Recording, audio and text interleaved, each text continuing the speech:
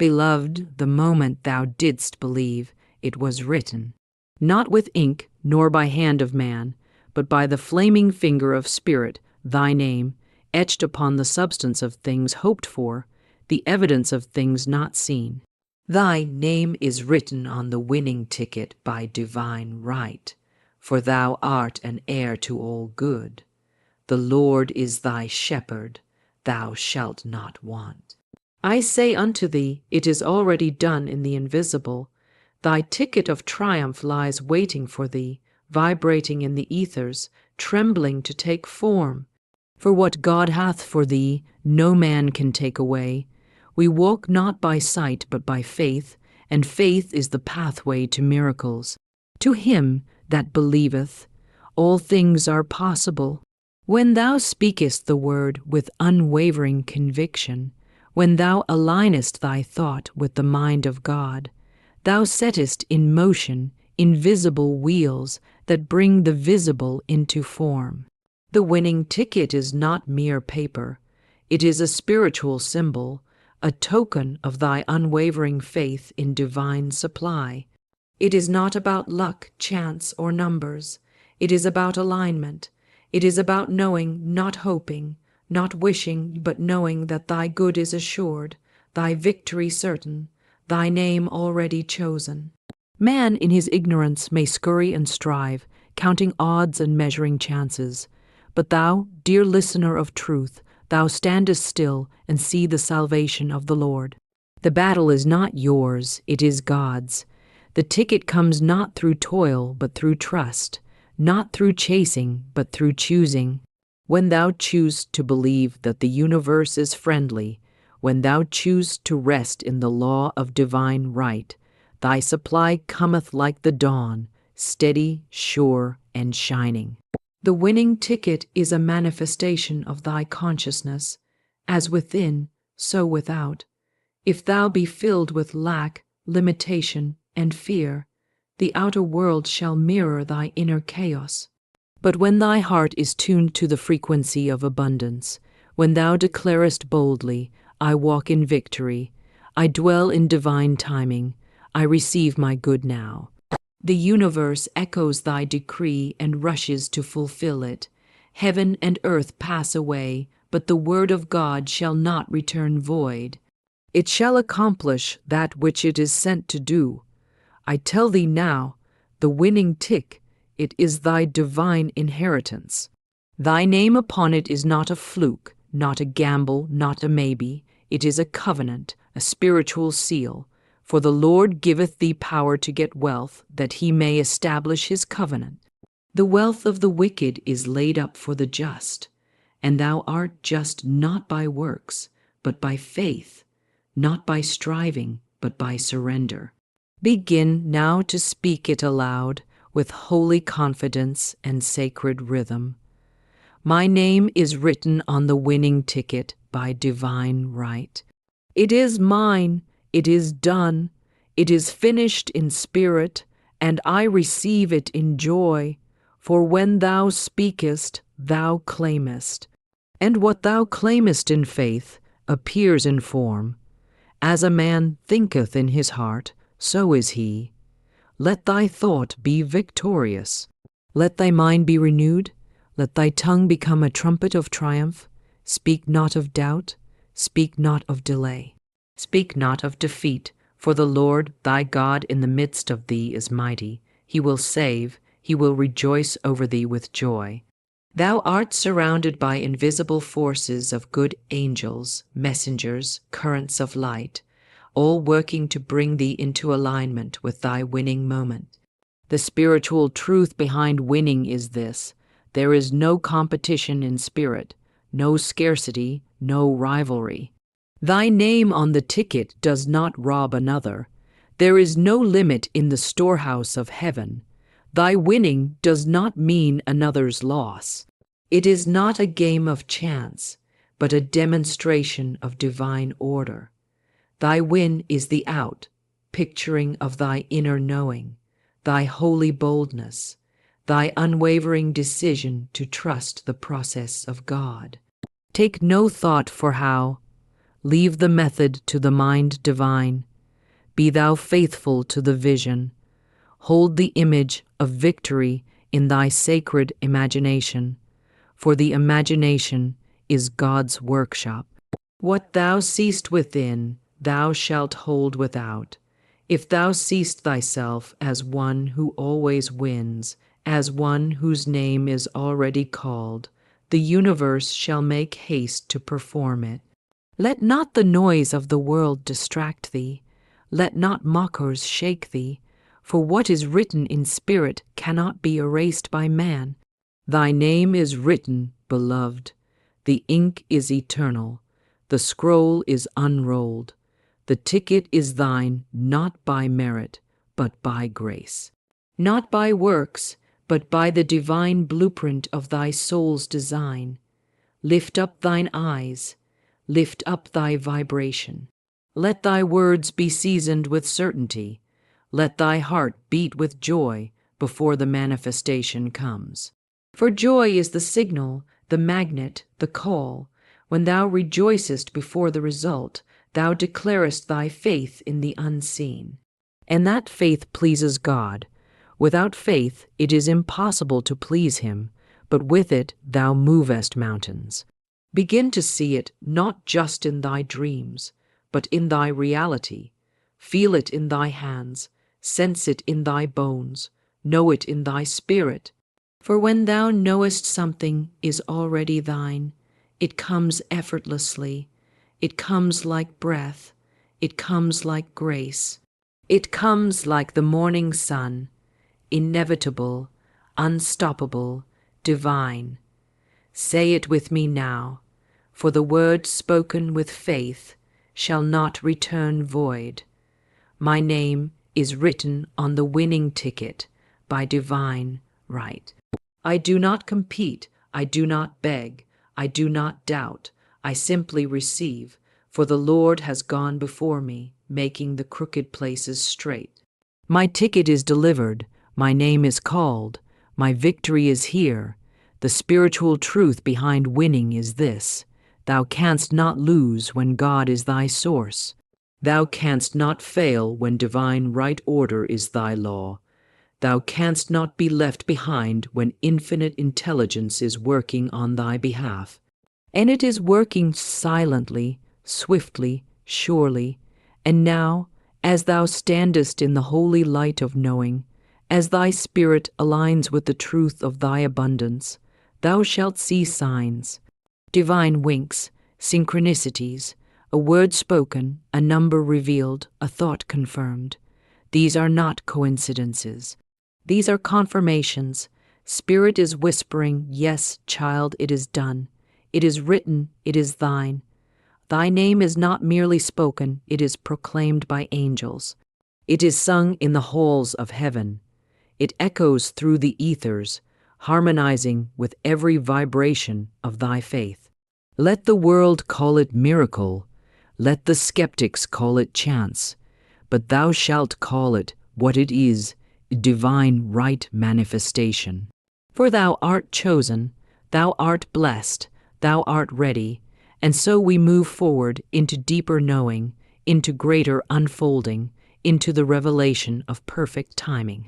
The Spirit of truth saith, wait not in worry, but walk in wisdom, for all things unfold according to divine right and perfect timing.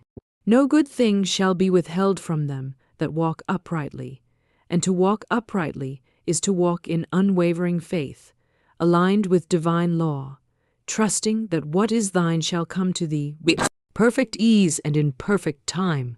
Let no fear hurry thee, let no doubt cloud thee, let no impatience poison the roots of thy harvest. For the soul that knows the law does not knock frantically at the door. It opens the gate through praise. There is a time appointed by heaven, and thy good is never late. Say not in thy heart, why is it delayed? Say rather, it is ripening. For there is a ripening of blessings, a spiritual maturing, when conditions are made ready, when channels are aligned, when thy vibration and thy demonstration match. That is perfect timing, and that timing is holy. When thou plantest a seed, thou dost not stand over it, shouting, Grow now, appear now. No, beloved, thou waitest in faith. Thou waterest with joy.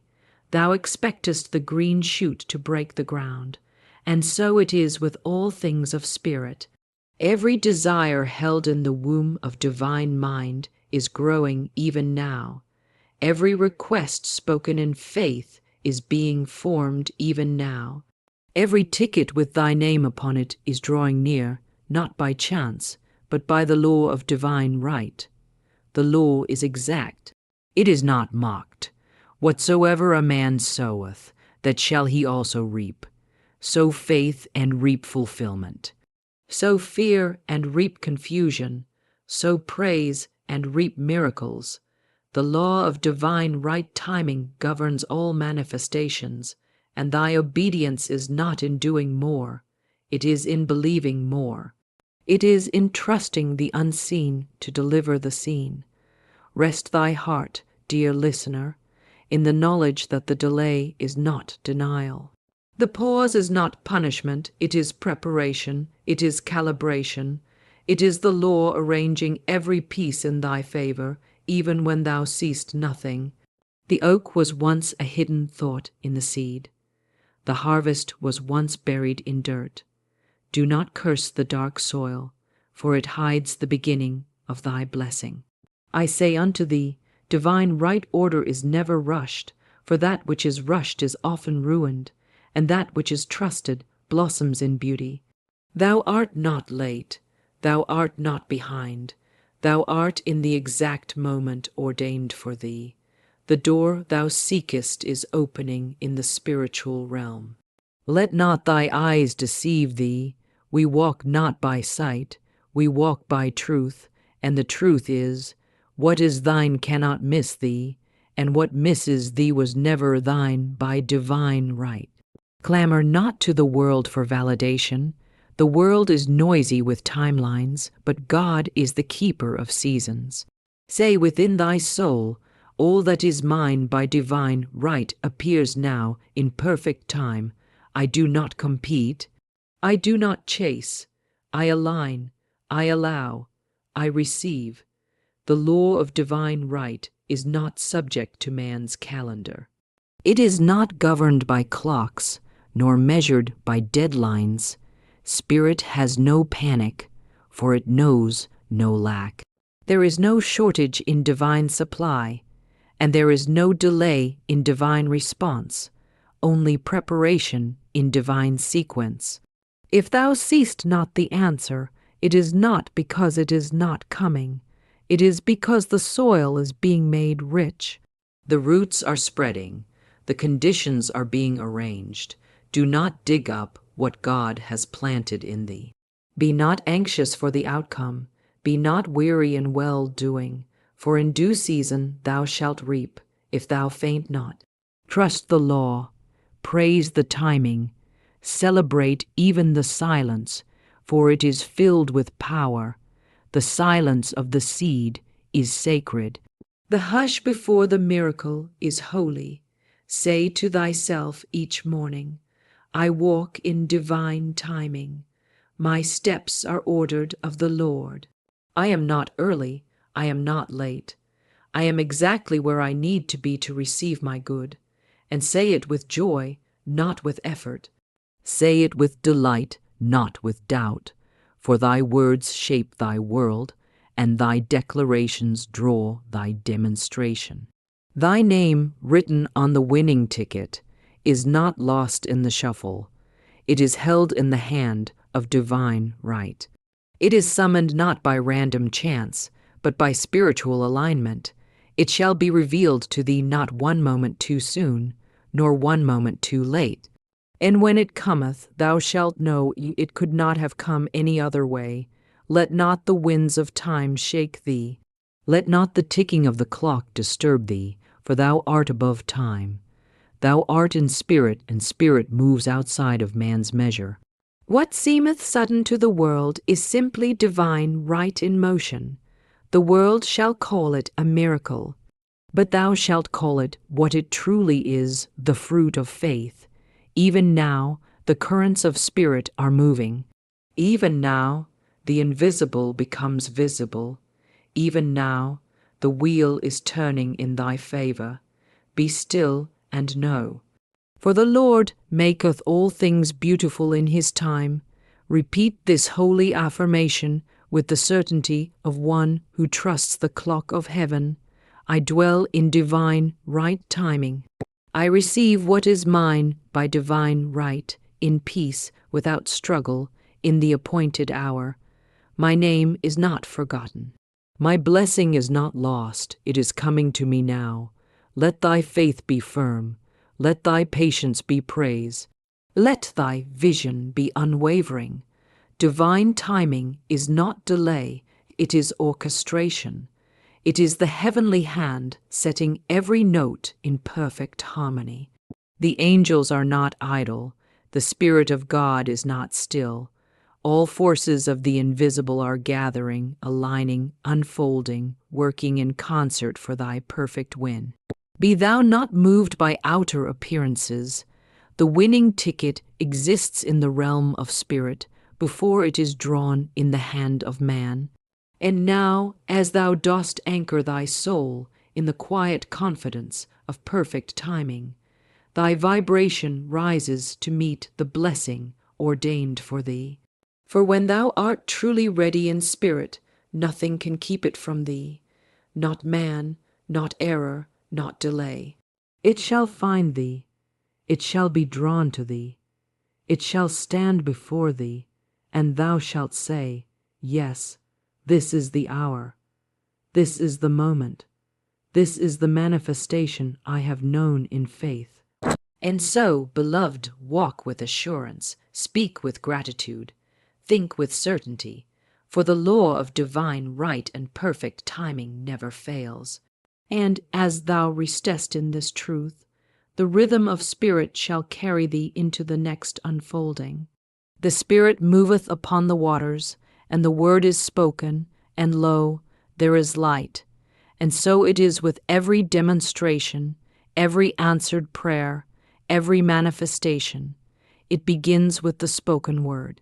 For in the beginning was the Word, and the Word was with God, and the Word was God. When thou speakest from the place of divine authority, when thy lips align with thy faith, the universe bends to obey. The power of life and death is in the tongue. Speak life, and life is given. Speak lack, and lack appears. Choose ye this day what thou shalt create with thy words. It is not idle chatter. It is not mere noise. The word is seed, and every seed bears fruit after its kind. When thou sayest, My name is written on the winning ticket by divine right, thou plantest a spiritual seed in the field of the invisible. That seed is charged with vibration, with divine intent, with the force of faith, and the law hears it. The ethers receive it, the angels respond. Thy spoken word is thy wand.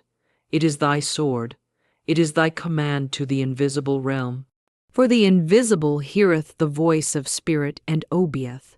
What thou bindest on earth is bound in heaven, and what thou loosest on earth is loosed in heaven. Speak boldly, speak faithfully, speak consistently, for the word thou speakest is the path thy manifestation walks upon. Thy name, dear one, is a sacred instrument. It is the symbol of thy identity in spirit. When thy name is written upon the winning ticket, it is not ink that seals it, it is divine authority. The name carries vibration. The name holds dominion. Thou hast been called by name since the foundation of the world. The Lord hath said, Fear not, for I have redeemed thee. I have called thee by thy name. Thou art mine. Every time thou speakest thy own name in faith, in joy, in trust, thou remindest the heavens of thy identity. Thou alignest thy soul with the blueprint of abundance. Say not, I hope it happens, but say, I am the one it happens to. Declare it with the voice of triumph. My name is written on the winning ticket by divine right. It is already done in the mind of God, and I now receive it into form. Thou needest not explain it to others. Their understanding is not thy requirement. Speak it in secret, and thy Father who seeth in secret shall reward thee openly. Speak it in the stillness of morning. Speak it in the hush of the night. Let thy word be a sacred rhythm that plays upon the heart of spirit. Let thy voice become a vessel of certainty. Each time thou affirmest thy divine right to receive, each time thou declarest thy name upon the blessing, thou createst spiritual momentum. The word gathers power. It rides the currents of faith. It bypasses doubt and pierces through the veil. It is written, Thou shalt decree a thing, and it shall be established unto thee. Not maybe, not perhaps. It shall, speak not what thy eyes see, but what thy soul knows. Say not, I never win. Say not, this is too big. For such words halt the hand of heaven. Instead, say, all things are possible now. The winning ticket seeks me out. My name is blessed and written in light. It is mine by divine right. Let not thy words cancel thy prayer. Let not thy tongue become a stumbling block. Speak only what thou desirest to see, for the word is thy spiritual currency. It spends itself into form. If thou wouldst have good, speak good. If thou wouldst have favor, speak favor. If thou wouldst have miracles, speak miracles. Every prophet, every sage, every master knew this holy principle. Speak it until you see it. For the speech is not to convince God. It is to convince the subconscious. The subconscious obeys the command of the spoken word. It holds no judgment. It simply accepts what is repeated and charged with emotion. If thou sayest, I am always lucky, it shall become thy truth. If thou sayest, nothing works out for me, it also becomes thy truth. The subconscious records it all and manifests accordingly. So choose ye this day the language of victory. Speak in the tongue of heaven. Let thy words be fiery with faith, soaked in certainty, and firm in divine law. Do not tremble, do not waver, for he that doubteth is like a wave of the sea, tossed to and fro. But he that speaketh in faith hath already received. Imagine now the ticket before thee. See it not as paper, but as energy. See thy name upon it, shining with the light of spirit. Say aloud, This is mine. My name is written upon this by the hand of God. No man can erase it. No error can obstruct it. I now accept it into my life with joy. Speak it when thou walkest. Speak it when thou restest. Speak it when the world is silent and thy soul is listening. For when the word is spoken in trust, the manifestation is quickened. It is not thy effort that brings the ticket, it is thy utterance. It is not thy labor, but thy law, and thou needest not repeat with strain, but with sacred rhythm, like the drumbeat of certainty. Say it as one who already holds it, for the one who speaks as if it were already done calls forth the unseen as seen. Declare, declare, declare. For the word spoken 3 times in faith burns through doubt like holy fire. Repeat now with me. My name is written on the winning ticket by divine right. I am not hoping, I am knowing. I am not asking, I am claiming. I am not waiting, I am receiving. I speak the word, and the word becomes flesh. Let thy voice become the trumpet of thy triumph. Speak not as a beggar, but as an heir. Speak not as one outside the gate, but as one seated at the table. For thy words create worlds. Let the world thou buildest be one of divine abundance. And now, as thy word is spoken, and thy name affirmed in truth, thou shalt feel the shift in the unseen. The winds begin to blow differently. The current begins to carry thee swiftly. The unseen begins to unveil its treasure. For the voice of faith has gone forth, and the law must obey. Thus we pass now into the next unfolding, the sacred release of fear, the dismissal of doubt, and the casting out of envy. For nothing false can hold power over the one who speaks with divine authority. Beloved, the Spirit of truth speaketh plainly. Whatsoever is not of faith is sin. And sin, in its original root, is not merely wrongdoing, but missing the mark, falling short of divine vision. Every moment thou dwellest in fear, thou missest the mark of thy destiny. Every shadow of doubt is a veil drawn over the face of thy blessing. Every whisper of envy turns thine eyes from the path Spirit has ordained for thee. Therefore, let the false idols fall, let fear be cast out, let doubt be dissolved, let envy be burned away in the flame of divine understanding. For thou canst not receive with one hand clenched in fear. The door of abundance swings not on the hinges of worry. The winning ticket, marked with thy name, is not attracted by nervous energy or uncertain vibration.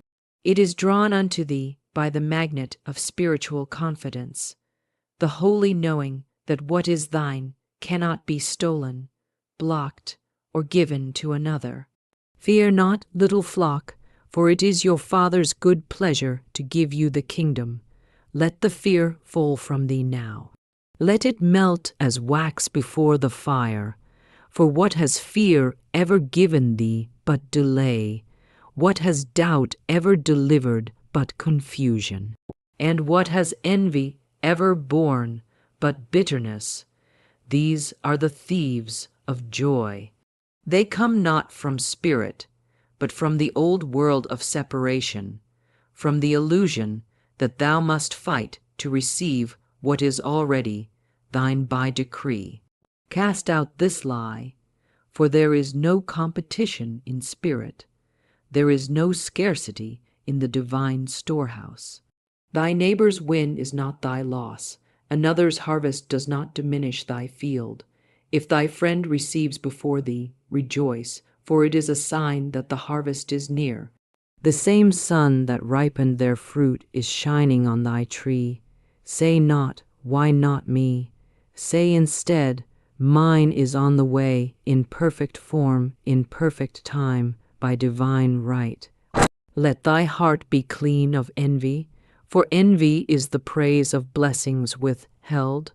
Praise instead the riches of others, and thine own shall increase. Say with holy delight, I bless the abundance I see. I praise the good that flows to others. I know what I celebrate in them is already awakening in me. And what of doubt? That creeping mist that blurs the vision and makes thy steps uncertain. Doubt is the child of logic, the voice of the world, the chattering mind that seeks to understand the things of spirit with the eyes of flesh. But thou art not born of the flesh, only thou art spirit. Thou art made in the image of him who calleth things that are not as though they were. Faith is thy birthright. Doubt is foreign, reject it. When doubt speaks, let thy reply be bold. Say unto it, thou art not of me. I am a child of the Most High. I walk by faith. I speak what I know in spirit, and the world shall follow. Let not the voice of doubt dwell within thee. It is an uninvited guest. Send it out, for every doubt is a delay, and every delay is a lesson in trust. Learn it quickly and move on. The only voice thou art to heed is the voice of spirit, and that voice saith, all is well. All is unfolding, all is thine.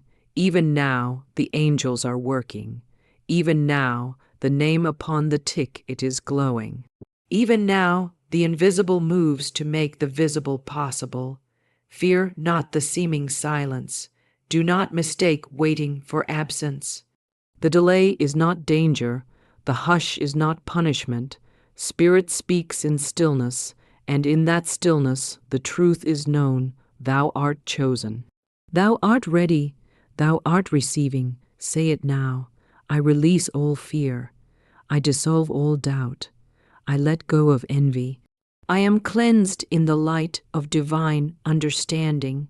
I rejoice in the blessings of others. I praise the path of my own. My name is written on the winning ticket, and nothing can block it. Not fear, not man, not time. It is sealed by spirit. If thou feelest the grip of fear upon thy chest, speak against it. Call upon the word. Say aloud, the Lord is my light and my salvation. Whom shall I fear? When doubt tries to reason with thee, reply with Scripture. Trust in the Lord with all thine heart, and lean not unto thine own understanding. In all thy ways acknowledge him, and he shall direct thy paths. And when envy whispers, look how far behind you are. Say with power, I am not behind. I am right on time. The race is not to the swift, nor the battle to the strong, but to him who trusteth in divine right order. There is no force stronger than the heart that refuses fear. There is no energy more potent than the soul that knows its name is written, not in doubt, not in envy, but in light. Fear is a shadow that cannot survive in the light of thy spoken word. Doubt is a fog that vanishes before the fire of thy faith. Envy is a chain that breaks when thou blessest freely. These things cannot bind thee unless thou hold them. Release them now. Say, I am free, I am safe, I am sure. I am ready, and remember always, the name upon the winning ticket is not a random selection. It is not earned by effort, nor granted by luck. It is written by divine right. Therefore, none can erase it, none can replace it, and no counterfeit blessing can take its place. If fear returns tomorrow, speak to it again. If doubt knocks, do not open the door. If envy rises, bless it and let it pass. For thou art not subject to these lower forces. Thou art a child of light, a master of manifestation, a receiver of holy supply. Say with me now, as a declaration to the ethers, I am cleansed of all fear, doubt, and envy. My energy is pure. My faith is strong. My voice is clear. I declare my name is written. I know it. I feel it. I receive it. And as these words echo into the realm of spirit, a shift begins. The air becomes lighter. The burden lifts. The veil parts, and thou feelest it, the nearness of thy demonstration, the closeness of thy win, the unfolding of the next divine step. And so, with a spirit made clean, a heart made sure, and a voice made powerful, we move forward into the next revelation, the claiming of thy winning ticket. Now that thy spirit is cleansed of fear, thy heart free of envy, and thy tongue tuned to truth, thou art prepared for the holy act of claiming. For there is a sacred moment when the soul stands up in its divine authority and speaks, "This is mine. I claim it by divine right. I take hold of it in the invisible, and I know it shall appear." Claiming is not pleading. It is not asking. It is a spiritual transaction, a decree of inheritance. A child does not beg for what is already written in the will. He simply takes it because it was given. And so, dear one, the time has come to take hold of thy winning ticket. not in the physical hand first, but in consciousness. The outer world is but a shadow. The true claiming happens in spirit, in imagination, in vibration. In word, that which thou claimest within must become without. It is law. Let thy mind now become the stage upon which thy victory is revealed. Close thine outer eyes and see with the eyes of faith. See thy hand reaching for the ticket. See thy name, not printed by chance, but engraved by spirit. Feel the texture, the weight, the glory of it. Say aloud, I claim this. It is mine. It comes from divine source. It arrives at the appointed hour. I am worthy. I am ready. I receive. There is no power that can stop the soul that claims in alignment with divine law. Heaven backs such a claim. The angels go before it. The winds carry it. For what is claimed in faith becomes flesh by law. There is no effort here, no toil, only alignment. And alignment is achieved by choice, the choice to know, the choice to speak, the choice to receive without apology.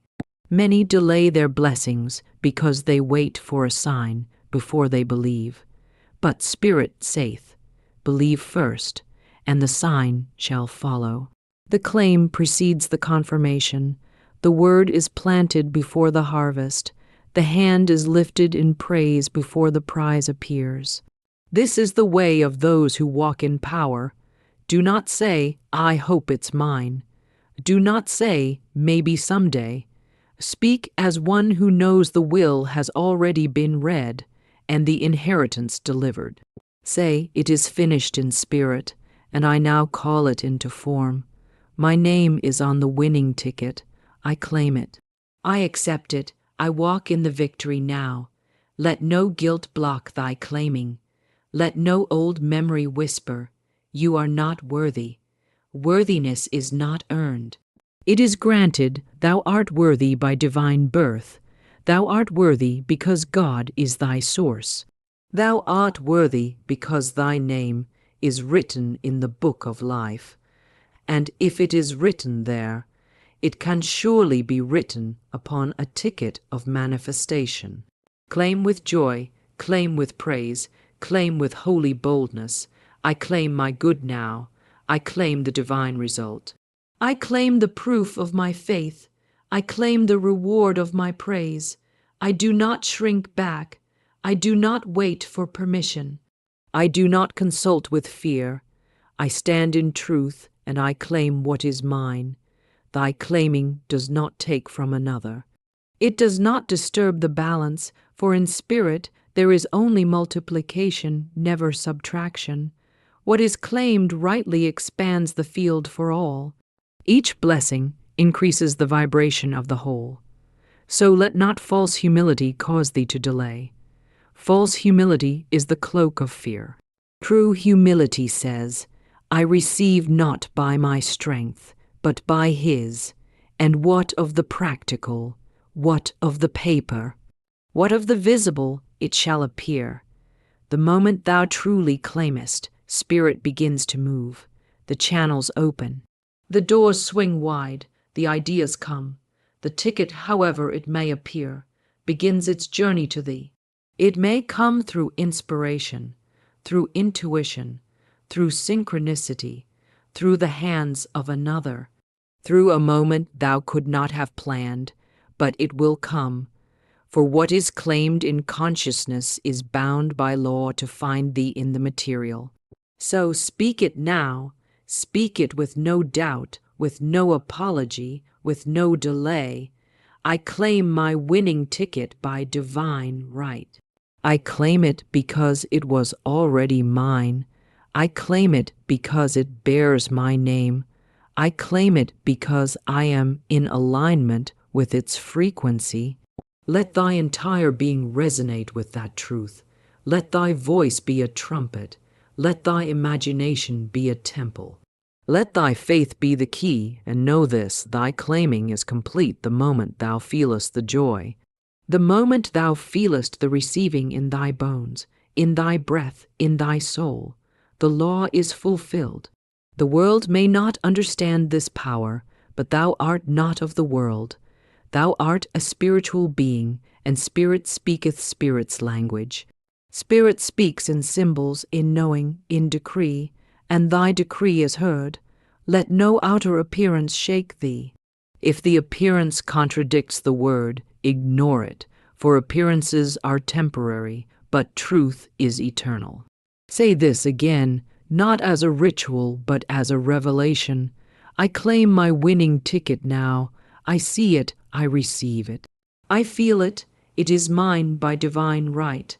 I claim it without doubt, without delay, without fear. I thank thee, Father, that it is already done. And now, having claimed it in the invisible, walk as one who possesses it.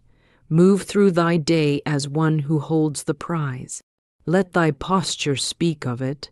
Let thy steps carry the energy of already received, for the one who truly claims acts as if. And the universe responds to that vibration. Do not return to the old words. Do not consult the clock. Do not ask how long. These are not the thoughts of a soul who has claimed. Let thy thoughts be filled with gratitude. Let thy words drip with thanksgiving.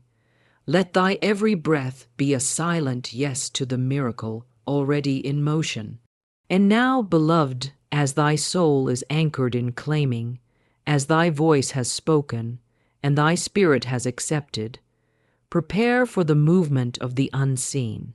For the claiming awakens the delivering, and what thou hast boldly received in spirit shall soon stand before thee in matter. And so, in the rhythm of divine law, we move now into the next holy unveiling, the unseen forces that deliver the manifestation.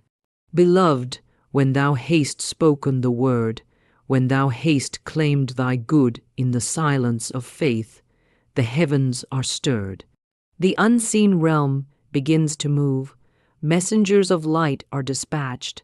The currents of spirit shift in thy favor. For nothing spoken in divine authority ever returns void.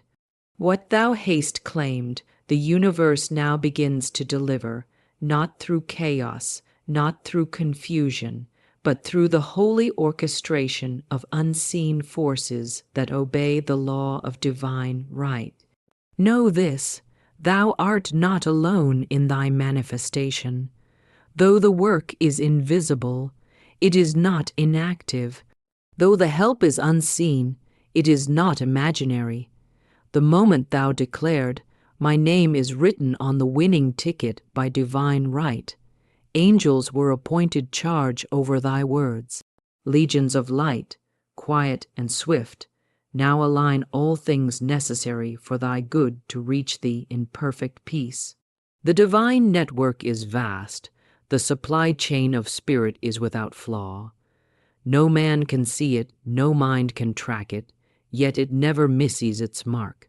For the law of right action has gone forth, and when the law is in motion, no interference shall prosper. Thy steps are ordered, thy path is lit, thy blessing is drawn to thee by cords of light. The substance of thy faith is magnetized. Like iron to the magnet, thy winning ticket moves toward thee through the corridors of the unseen. This is not magic. This is not myth. This is spiritual law, exact, holy, and dependable. If thou couldst see into the invisible realm, thou wouldst drop every doubt. For behind the veil there are movements, shifts, adjustments, people being moved into place, doors being prepared, delays being turned into deliverance. What thou called obstacle is being rerouted.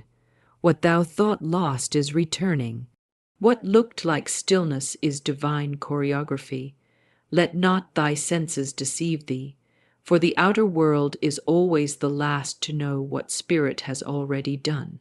When nothing seems to be happening, everything is happening. When silence stretches long, the foundation is being laid. Trust the workers thou canst not see, for they are faithful. Spirit is not idle. The unseen is not silent. The law is not slow. It works with precision, with perfection, with power. Thou needest not worry how it shall come. How is not thy business? Thy business is knowing. How is the work of infinite intelligence, and it needs no counsel. It needs no help. It needs only thy cooperation, and cooperation comes through faith, gratitude, and surrender. When thou sayest it is done, the machinery of spirit begins to move, and it moves well. Thou knowest not the path spirit will use, but thou needest not know. For the blessing may come through a person thou hast never met, a decision made without thy knowledge, a shift in circumstances that seems to come from nowhere.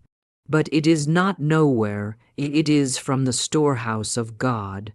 Do not call delay what is merely preparation. Do not call mystery what is divine design. Even now, thy blessing is walking toward thee.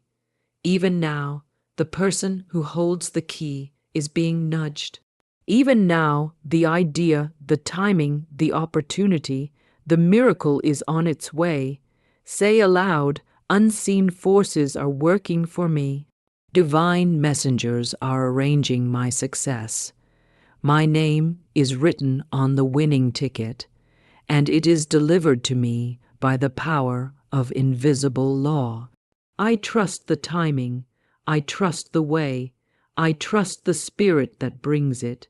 The unseen forces work best when thou art at rest. When thou art not grasping, not striving, not pushing, for struggle clogs the channels, but peace opens them wide. Worry delays the journey, but joy hastens it. Let thy vibration match the energy of certainty. Let thy days be filled with calm expectation. For what is expected with joy arrives with grace. The law works through people, yes, but never depend on any one person. Trust no single channel, for if one path closes, spirit opens another. If one man says no, another says yes. If the door slams, a gate opens. Be not discouraged when a plan shifts, when a call is not returned, when an answer seems lost, for that is not the final word. The final word comes from Spirit, and Spirit says, "It is done, it is delivered, it is thine. Thou art not to chase, thou art to receive, and receiving is a resting, a softening, a holy expectation. Sit in the seat of receivership. Let thy heart be open, thy mind be clear, thy words be aligned. For when all is aligned within, the delivery is inevitable. Let no man convince thee that it is too late, that the odds are too great, that the system is against thee. There is no system that spirit cannot override. There is no statistic that divine law fears. There is no condition that the word cannot overcome. The winning ticket comes not through man's system. It comes through God's law, and God's law is final. Behold the unfolding. Behold the movement. Behold the divine delivery. It may not come with fanfare. It may not come in the way thou expected, but it shall come with perfect peace, at the perfect time, in the perfect way, and thou shalt say, "It could not have happened better." Speak this now, with full faith in the invisible. All things are being arranged for my highest good. The forces of heaven are aligning. The workers of light are delivering my blessing. My name is on the winning ticket, and it comes to me in joy. I am open, I am ready, I am receiving. Rest in this knowledge, sleep in it, walk in it. Let it be the rhythm of thy soul. For the more thou restest in faith, the more swiftly the unseen becomes seen. The faster the law fulfills its promise. The sooner the ticket is in thy hand, and so let thy spirit dance with invisible joy. For what is now in trance, it shall soon be in thy grasp. What is now behind the veil shall soon be upon thy altar. What is now in faith shall soon be in form. And now, beloved, as the unseen forces hasten to deliver what is already thine, we enter the final vibration of manifestation, the holy celebration of divine completion and gratitude. Rejoice now, beloved soul, for the work is finished, the word hath been spoken, the claim hath been made, the unseen hath been moved, and thou standest now at the threshold of visible fulfillment. The winning ticket is no longer an idea, it is a divine reality, sealed in spirit and set forth in motion. Thou needest no more proof, thou needest no more signs, for the truest sign is the peace within thee, the knowing that thy name is written not only upon the paper, but upon the scroll of divine completion. This is the moment to rejoice before the result. This is the sacred rhythm of faith, to dance before the music, to sing before the harvest, to celebrate what is already thine in the invisible. For it is in praise that the manifestation bursts forth. Praise is the sound of doors opening. Gratitude is the vibration of receiving. Joy is the fragrance of answered prayer. Thou art not waiting, thou art welcoming. The good is not afar off, it is here. It is now, it is present, pressed down, shaken together, and running over. The windows of heaven have opened, and thy soul receives without resistance. This is the season of completion. This is the hour of reward. This is the divine finale of faith fulfilled. Say it now with a voice of triumph. It is done. It is finished in spirit. It is manifesting in form. My name is written on the winning ticket by divine right. I have claimed it. I have spoken it. I have seen it. And now I receive it with overwhelming joy and thanksgiving. Let thy whole being be filled with light. Let thy hands lift high. Let thy heart beat with holy gladness. For thou hast walked the path of truth, and the law has not failed thee. The law never fails. It cannot be broken. It can only be fulfilled. Gratitude now becomes thy language. Not for what shall come, but for what is. Say not, I will be grateful when it arrives. Say, I am grateful now, because in the mind of God, it is already mine. That is the power that quickens the manifestation. That is the song that opens the gates. The soul who walks in gratitude lacks nothing. For gratitude declares, I have received, and the one who has received shall never be forsaken. The gates are open. The light is shining. The divine appointment is set. Let this be thy declaration every day.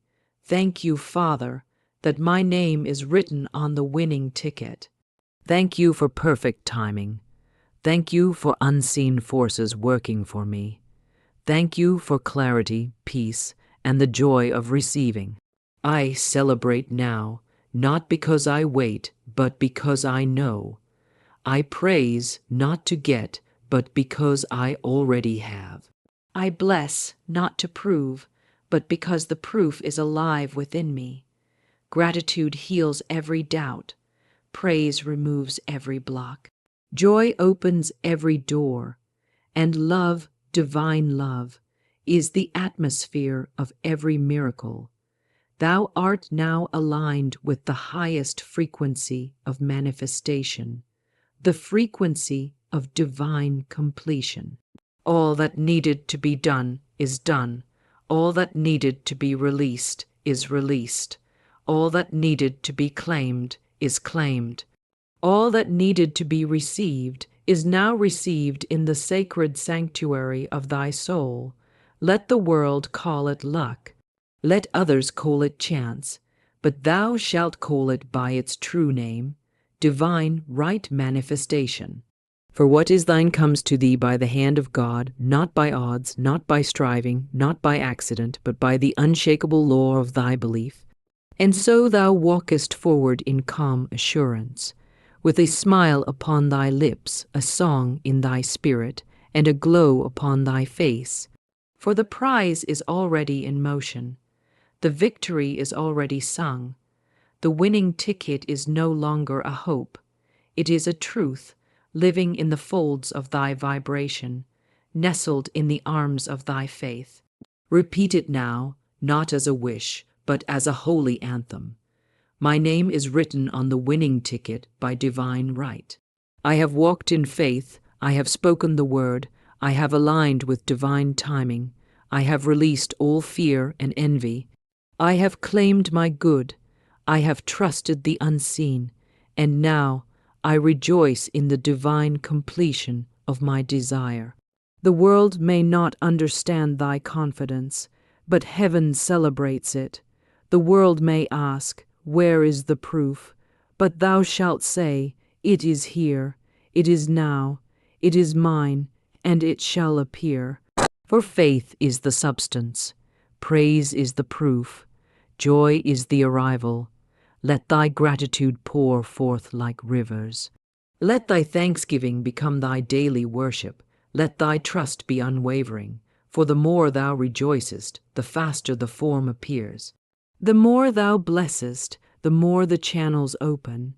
The more thou celebrate what is already thine in spirit, the sooner the material echoes back, yes, it is done.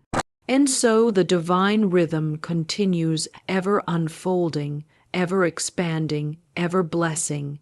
It is done, it is written, it is received, and the echo of that truth shall ring forever in the heart of God, and in the soul of thee, his beloved. What if creation was not a negotiation, but your decree? What if the universe did not answer pleas, but only responded to the unshakable frequency of certainty? You felt this before. That moment when something inside you simply knew, and life rearranged itself to match your certainty. For a single moment, imagine that. Creation has never been persuaded by desperation, only by conviction. The quiet authority, the profound inner knowing that when you speak a thing from the center of your soul, the very substance of reality cannot help but listen and respond. This is not a fantasy. This is your divine inheritance, a spiritual technology sleeping within you. Today, you will receive 3 sacred words, but more than that, you will learn the way to embody them, to transform them from a simple phrase into the very key that turns the lock of your desired reality. By the end of our time together, you will hold the power to stop asking and finally begin to command. Let us begin with a truth so fundamental it is often overlooked. The divine law does not respond to need. It responds only to belief. Infinite intelligence, the divine substance from which all things are made, is not a distant deity to be petitioned. It is a living law that serves spoken faith. It does not argue, it does not question your worthiness, it does not judge your desires. It unfailingly brings your deepest convictions into visible form. The great spiritual teacher Florence Scovel Shinn understood this with crystalline clarity. She taught that our subconscious mind is like the soil of the earth. It will grow whatever seed we plant within it, without question. Plant a seed of doubt, and you will harvest a field of disappointment. Plant a seed of limitation, and you will reap a harvest of lack. But plant a seed of unwavering faith, of calm and finished certainty, and the kingdom of heaven is truly at hand. As Florence wrote, "The invisible forces are ever working for the man who speaks the word of faith." Your word is your wand. You have been waving it your entire life. Every sentence you speak sets a law in motion. I know the landscape of your heart. I know you have tried. You have stood before your mirror in the quiet morning. the first rays of sun illuminating the dust motes in the air, and you have spoken the words. Your voice, perhaps trembling just a little, has affirmed, I am wealthy, I am abundant, I am prosperous. You have attempted to build a fortress of faith with your words, only to feel it crumble the moment you turn away, the moment the world's evidence rushes in to challenge your fragile decree. You are not failing. You are not unlucky, and you are most certainly not being forsaken. You have simply been using your divine instrument without understanding its true nature. The words you speak are the architects of your reality, but only when they are built upon the unshakable foundation of true embodied feeling. You can paint the most beautiful affirmations in the air, but if the canvas of your heart is stained with the deep-seated belief of, it's not for me, the masterpiece will never materialize. The law does not hear the words you say. It feels the truth you hold. It responds to the vibration that hums beneath the surface of your speech, the silent song of your soul. When you declare, I am rich, but the quiet, persistent whisper in the back of your mind murmurs, but there is never enough. Which message do you think the faithful, impartial law receives as its primary instruction? It hears the whisper. It always hears the whisper. It is the whisper of your deepest truth that it rushes to obey. And so, the exhausting cycle continues. The declaration, followed by the doubt. The visualization, canceled out by the worry. It is a soul-wearying dance between the self you are trying to be and the one you secretly believe you are. Pause here. Feel what that truth does to your body. Look at your current life gently, without judgment. Every pattern you see is a story your words once told. Every limitation, a command you unconsciously gave. The moment you change the language, you change the story. Here is the turning point. This is where everything changes. You have been commanding all along. Now, you command with awareness. Your current reality, in all its intricate and sometimes painful detail, is the perfect and unflinching manifestation of your past commands. Every time you have felt that familiar pang of lack and thought, I just can't afford that, you issued a powerful command that the law faithfully obeyed. Your subconscious mind, in its infinite and impersonal loyalty, heard your inner verdict and said, as you believe, so it is done unto you. And it has worked tirelessly, day and night, to arrange circumstances, people, and events to prove your inner truth right. Do not let this realization bring you a single moment of shame. Let it bring you a tidal wave of relief. Let it wash over you with the electrifying truth that if you have created your current reality through unconscious command, you can, with absolute and divine certainty, create a new one through conscious, deliberate, and loving command. You are not broken. You have not been abandoned. You are simply remembering the power that has been sleeping within you all along. You are waking up to the fact that you have been holding a royal scepter this entire time, mistaking it for a beggar's cup. So, let us speak of this number, $500,000. Why this specific amount? Because it represents a threshold. It is a figure large enough to demand a genuine expansion of your belief, to stretch the boundaries of what you have allowed yourself to consider possible. Yet, it is tangible enough that your mind can begin to wrap itself around the reality of it. This number is not a demand upon life. It is an invitation for life to expand through you. For one soul, it may appear as $500,000. For another, it may unfold as a healed relationship, a new home, or radiant health. The form differs, but the law remains the same. Because this is not truly about the money. Not really. The money is a symbol. It is a channel. It is a stand-in for a feeling. That feeling, the full, body-settling exhale, is the signal of abundance. Peace comes not from an absence of problems, but from the presence of infinite resource. Freedom lives in the ability to be generous, to give from the overflow of your heart without a single calculating thought of what will be left for you. It is the quiet dignity of choice, the ability to move through your days guided by inspiration rather than driven by desperation. That feeling, that profound state of being, that is what you are truly calling forth. The creative principle is not concerned with paper currency. It is eternally invested in the expansion of joy, freedom, and life through you. Money, in its true spiritual nature, is a current of this divine energy. It is attracted to those who are a clear and open channel for this expansion, not to those who are vibrating with the frantic, constricted energy of need. Law by itself is exact and impersonal. Grace tempers law with mercy. To speak under grace is to invite your good in the perfect way, without strain, without harm, and without taking from another. Need is a prayer of absence. It is a declaration sent from a place of lack. And the law, in its perfect and impersonal wisdom, can only echo back to you more evidence of that same lack. Command, however, is a declaration of presence. It is a statement of what already is in the unseen realm of causation, spoken with the calm authority of one who knows their rightful place in the cosmos. To command is not to demand, it is to align. Not to control, but to consent to divine order. It is the quiet, reverent confidence that what is truly yours by right of consciousness cannot be withheld. And here we arrive at the foundational stone upon which your new reality must be built, your own inherent, non-negotiable worth. You cannot command what you secretly feel you do not deserve. Your worth is not earned through struggle.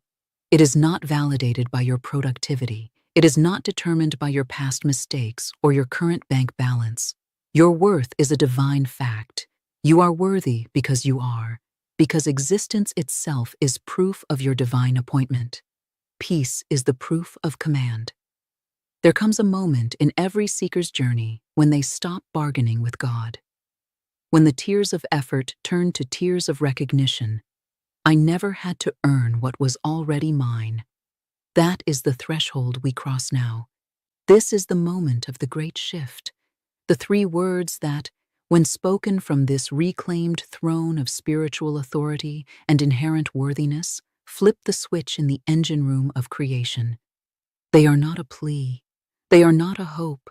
They are a verdict, a final decree.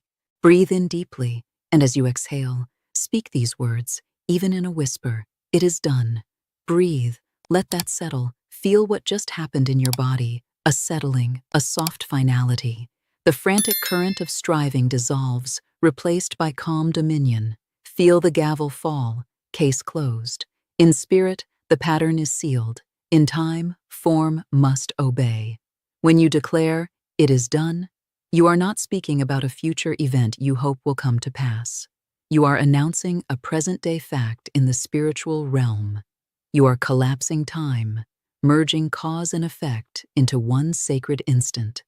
You are serving notice to your subconscious mind and to the universe at large that the matter is settled, the outcome is secured, and all that is left is for the physical world to catch up to this new spiritual blueprint. You are declaring your good, under grace, in perfect ways. Remember, peace is the proof of command. Now the logical mind, your beautiful and protective ego, will immediately rise up in protest. But how? It will demand. How can I believe something is done when the evidence of my senses tells me otherwise? Am I supposed to delude myself? This is a fair and important question, and the answer lies in the sacred alchemy of faith and imagination. Florence reminded us that imagination is not idle fancy, it is the creative workshop of spirit. She often said imagination is the scissors of the mind. It cuts the pattern from the invisible. Your subconscious mind does not know the difference between a vividly imagined experience and a physical one. It only responds to feeling. When you close your eyes and truly feel the relief, the joy, the freedom of having that $500,000 now, when you can truly inhabit the feeling of that deep, soul-settling exhale we spoke of, Your body begins to produce the very chemistry of that reality.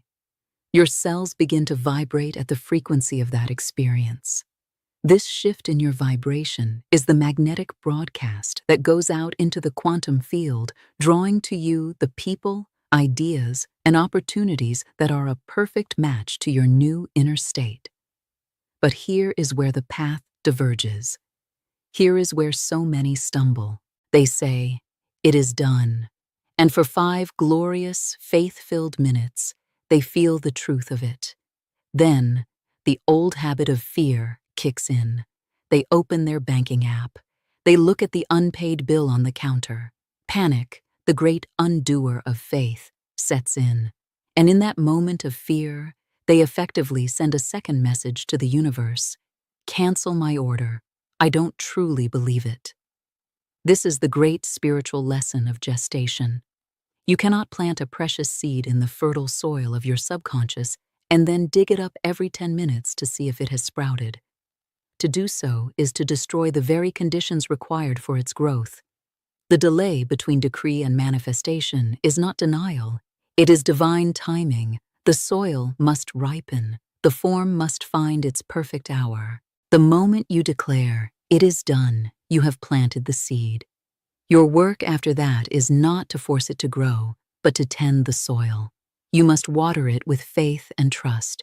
You must pull the weeds of doubt and fear the moment they appear. You must allow your desire to germinate in the quiet darkness of your conviction, trusting that at the perfect time and in the perfect way, it will break through into the sunlight of your physical world. As Florence wrote, "Your ships come over calm seas. Nothing rushes, yet nothing is delayed. Faith is not noise. It is quiet certainty. Your work is not to figure out the how. The how is the domain of the unseen architect, whose ways are ingenious and past finding out.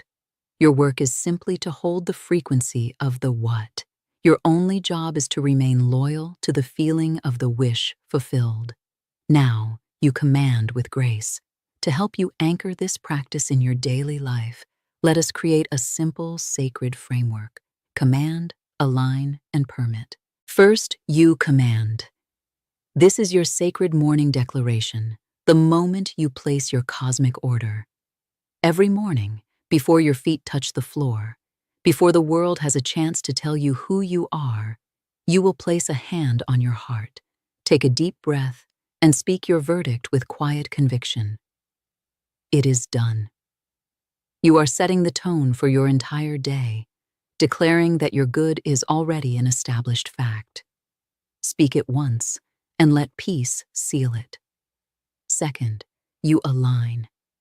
This is where you live the truth of your command. Alignment means your thoughts, feelings, and actions are all congruent with the reality you have decreed. Ask yourself throughout the day, how would the person for whom this is already done act right now? How would they carry themselves? They would not speak of lack, but of gratitude. Live as though it were already true. And third, you permit. This, perhaps, is the most profound act of faith. Permitting is the art of graceful surrender, of getting out of your own way. You have placed the order. You have aligned your energy. Now, you must allow divine intelligence to orchestrate the delivery. Permit the good to come to you in ways you could not have possibly planned. Rest and let grace deliver. Infinite Spirit, adjust all details in perfect harmony. Let every outcome unfold in right order, under grace, in perfect ways. Tonight, take out a journal. At the top of a clean page, write the words, "It is done," 3 times. Underneath, begin to describe your life as it is now that this reality has manifested. Write it in the present tense, with feeling. I am so deeply grateful for the profound peace that fills my home. Waking up this morning, I felt a wave of pure calm, knowing that all is well. My day is filled with ease and creative inspiration, and I move through it with a joyful heart, knowing that I am fully supported. Every word is a seed, and the page before you is holy ground. This is not just wishful thinking. This is the holy act of rewriting your inner script. And if you wish to accelerate this process, infuse it with the highest vibration of all, joy. Joy is the frequency of receiving. When you are worried, you are closed. When you are anxious, you are constricted. But joy says, I trust you, and it opens the gate. Joy is faith made audible. Laughter is the sound of answered prayer. The next time a wave of fear washes over you, pause, breathe. Place a hand on your heart and say, with a calm and gentle firmness, it is done. Let that peace be your anchor. You have already placed your order. Now, you simply await its perfect unfolding. Before we close, I invite you to make a commitment. Choose one small, tangible action you can take today that reflects the energy of your command. Perhaps it's decluttering your wallet, making sacred space for new abundance to flow in. One small act, one gesture that signals to the universe, I am ready. I am receiving what is already mine. You were never meant to stand outside the gates of abundance. You were born to stand within the garden, commanding your harvest. To seal this work today, to make a public declaration to yourself and to the divine, I invite you to leave a comment below with the 3 sacred words, it is done. Each time someone writes these words, a ripple of faith moves through this space. We become living proof for one another. Every comment is an altar stone in this temple of belief. Florence Scovel Shinn called this living in the finished mystery, walking as though your good were already complete. Carry this energy with you like a crown. Your command has been heard. Your command has been accepted. Speak it, stand on it, receive it, under grace, in perfect ways. Walk in it, rest in it, rejoice in it.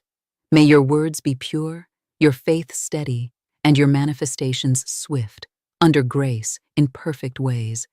You are now living proof of the law fulfilled, the word made visible. Now I leave you with one final question to hold in your heart. What other beautiful realities will you now command into being, knowing that the power to do so has been in you all along? You've been saying the affirmations for months, but deep down, nothing has changed. Why? Because the words mean nothing if your belief system stays the same. You have been polishing the surface while the engine underneath remains untouched. You have been painting the walls of a house that stands on a faulty foundation. The words are the paint.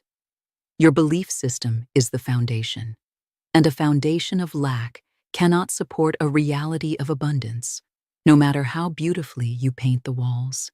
You have been sending your words out like little paper boats into a stormy sea of contrary belief, and you wonder why they never reach the shore. Here is the truth. The law is always working. It has been working perfectly your entire life. It is not broken, and neither are you. The problem is not the law. The problem is the instruction you have been feeding it. You see, your affirmations, your spoken words, are like messengers sent to the great creative power of your subconscious mind. But your subconscious does not speak the language of words alone. It is far more ancient, more primal than that. It speaks the language of feeling, the language of imagery, the language of identity. So when you say, I am wealthy, but your nervous system screams, no, you are not. You have never been. You are lying. Who do you think your subconscious believes? It believes the feeling. It believes the deep, cellular, historical belief. It believes the identity you have been rehearsing for years. It takes that feeling of lack, of fear, of scarcity, and it says, this is the blueprint. This is the truth. I will now create more circumstances that match this feeling. Your words become hollow echoes in a chamber that is already vibrating with an older, stronger frequency. The great spiritual teacher Florence Scovel Shinn stated it with breathtaking clarity. She said, man can only receive what he sees himself receiving. Read that again. Not what he says he is receiving, not what he wishes he were receiving, but what he sees himself in the theater of his own mind, in the core of his own being, as worthy and capable of receiving. This is the missing bridge, the chasm between the words you speak and the reality you live. It is the distance between a hollow mantra and an embodied belief. Today, we are not just going to cross that bridge. We are going to become the bridge. We are going to rewire your belief system from the inside out so that your words are no longer empty wishes, but powerful wands of creation. Let's begin. To understand how to build a new reality, you must first become a gentle, compassionate archaeologist of your current one. You must be willing to see what you have already built without judgment, without shame, but with a clear and loving eye. Think about the area of your life where you feel the most stuck. Let's take money, for example. You say the words, "I am a magnet for financial abundance." You write it in your journal. You might even have it on a sticky note on your laptop. It's a beautiful phrase. But let's look at the emotional reality. An unexpected expense lands in your inbox. What is the immediate visceral reaction in your body? Is it a calm knowing that all is well, that you are supported? Or is it a jolt of adrenaline, a tightening in your chest, a familiar sinking feeling of, here we go again, there's never enough? That feeling, that is your real affirmation. When you think about asking for a raise, what is the quiet, looping story in your mind? Is it, I provide immense value and I am worthy of generous compensation? Or is it a whisper of, they'll say no, I shouldn't ask for too much, I should just be grateful for what I have? That whisper, that is your true belief system at work. It's the same with love. You can affirm, I attract my perfect loving partner. But if you spend your evenings scrolling through images of other happy couples with a pang of envy, if you consistently choose partners who require you to shrink yourself, if your internal dialogue is a constant critique of your body, your personality, your worthiness, then your lived reality is a direct reflection of that inner state. Your subconscious mind, that faithful servant, is simply obeying the most consistent, most emotionally charged command it receives. It isn't listening to the pretty words you say for 5 minutes in the morning. It's listening to the 24-hour broadcast of your deepest, truest feelings about yourself and the world. Florence Scovel Shinn taught that man must be careful of his words, for they go forth into the invisible and build life and death. But this goes deeper than just spoken words. It's about the silent words you speak to yourself, the words of your body language, the words of your assumptions, the words of your reactions. These are the bricks and mortar of your reality. And here is where the power returns to you. Here is the great, illuminating moment. You are not a victim of this process. You are the master of it. You have been a master creator all along, flawlessly manifesting a reality that perfectly matches your dominant inner state. You are not broken. The law is not broken. You have simply been running an old program, an outdated blueprint handed down to you by family, by society, by past experiences. Today, you become the conscious programmer. Today, you reclaim the architect's pen. You are not trying to learn a new skill. You are simply remembering the power that has been yours all along. You are choosing, with intention, to give your faithful servant a new set of instructions. And this time, the instructions will align with the deepest desires of your soul. This is not about force. It is not about fighting with your mind. It is about rhythm. It is about gentle, persistent repatterning. We don't reprogram our minds through struggle. We reprogram them through sacred, consistent practice. I am going to give you a simple 3-step process. I call it the sacred rewiring practice. This is not a chore. This is a daily act of devotion to yourself. It is the most important meeting you will take all day. Find a quiet space, a sacred moment, morning or night. Put a hand on your heart. Breathe and begin. Step 1. the gentle witnessing. Before you can build a new house, you must see the foundation of the old one. You cannot release a belief you are not aware you are holding. So, for the first few minutes, you will simply witness. With infinite gentleness, ask yourself, what is the old, untrue story I have been living? Let it surface without judgment. Perhaps it's the story of, I have to work hard for every dollar, or good things don't last, or I am always the one who gets left behind, or I'm not qualified enough. Don't fight it. Don't wrestle with it. Just see it. Acknowledge it. Thank it even. It was a program that likely kept you safe at one point in your life. It was a shield, but you no longer need it. Now, you will consciously interrupt this loop. You are not going to leap from I am worthless to I am a magnificent goddess in one go. The nervous system will reject that. Instead, we build a bridge of neutrality. You will speak a simple, powerful phrase aloud, something like, I see this belief. I am willing to see this differently now. Or, I am open to letting this pattern go. Or, this was a story, and I am ready to write a new one. Feel the shift. It's a subtle release. You are not denying the old belief's existence. You are simply revoking its power. You are moving it from the driver's seat to the passenger seat. Step 2. The embodied affirmation. This is where we reclaim the true power of the word. Most people repeat affirmations like they are reading a grocery list. We will not do that. We will turn your affirmation into a full, felt, sensory experience. Choose 1, maybe 2, affirmations that speak to the new reality you are creating. Make them feel good. Make them resonate. Now, we combine the 3 essential elements: word, vision, and emotion. First, you say the word aloud. Let's use the example.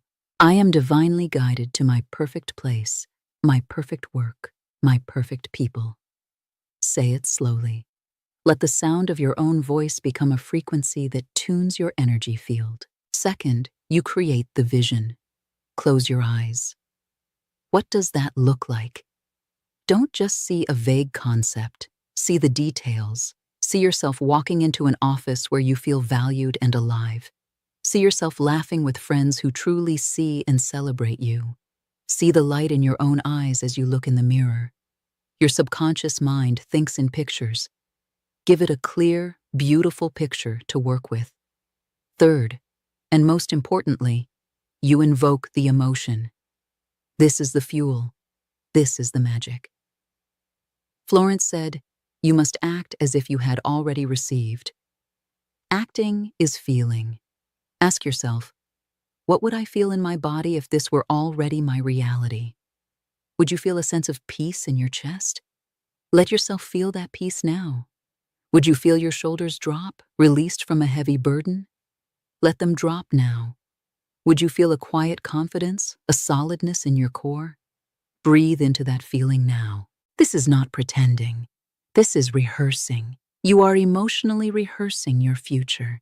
You are sending the most powerful signal possible to the universe and to your own subconscious. This is who I am now. This feeling is my new home. Do this for 5 minutes. Say the word, see the vision, feel the emotion. Let them merge into one seamless, powerful current of creation.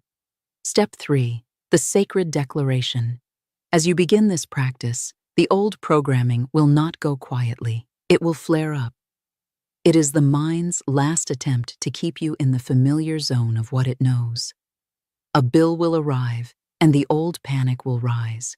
A critical comment will be made, and the old feeling of unworthiness will surface. This is a critical moment. This is not a sign of failure. It is a sign that the work is working. The old shadows are coming up to be cleared by the new light. In this moment, you do not shrink. You do not spiral. You speak back. You use what Florence called your word of power. You consciously, audibly override the old frequency. The old thought comes, see, It's not working. You'll never have enough. You speak back, out loud if you can, with quiet conviction. Every channel is clear, every plan succeeds. I am divinely supplied with all that I require. The old feeling surfaces. I'm not good enough for that opportunity. You speak back, anchoring yourself in the truth. I am a perfect idea in the divine mind, and I now manifest my perfect self. My talent is in demand. This is not a battle, it is a redirection. Florence taught that the game of life is a game of boomerangs. Man's thoughts, deeds, and words return to him sooner or later with astounding accuracy. When you speak back to the fear, you are catching the old boomerang of lack and consciously throwing out a new one of faith and abundance. You are training your mind with loving firmness to obey a new authority, your conscious, awakened self. As you commit to this practice, be gentle with yourself. You are planting seeds in soil that was once hard and rocky. It takes time for the roots to take hold. There will be a period where your inner world is shifting profoundly, but your outer world has not yet caught up. This is the most sacred and often most challenging phase of transformation. Do not lose faith here. Think of it like flipping a great circuit breaker in the basement of your mind. For a moment, the old lights flicker and go out. There might be a period of seeming darkness or confusion before the new, brilliant, steady light comes on. That flickering is not a sign of failure. It is a sign that the rewiring is happening. The old reality was built over decades. Be patient as you build the new one over days and weeks. The discomfort you feel is the friction of transformation. The moments of doubt are the death throes of an old identity that no longer serves you. Stay the course. Every time you choose to witness the old story without believing it, you loosen its grip. Every time you embody the feeling of your new reality, you strengthen its foundation. Every time you speak back to fear with faith, you reclaim another piece of your sovereign power. You are not just attracting things, a new job, more money, a relationship. You are building something far more profound. You are building a new identity. You are shifting from a woman who hopes for the best to a woman who expects and allows the best. You are shifting from a woman who chases approval to a woman who is the source of her own approval. You are shifting from a woman who operates from fear and lack to a woman who knows, deep in her bones, that she is the beloved, worthy, and magnificently supplied creator of her own life. This is the real work. The outer world will always reshape itself around this inner shift. It has no other choice. It is the law. So, here is the truth, and here is the choice. The truth is, you are not broken. You have never been. You are not a flawed student of spiritual law, struggling to get it right. You are a master of it, who is simply waking up to her own immense, innate power. The affirmations didn't fail you. The words were just waiting for you to fill them with the breath of true belief, with the light of inner vision, with the pulse of genuine feeling.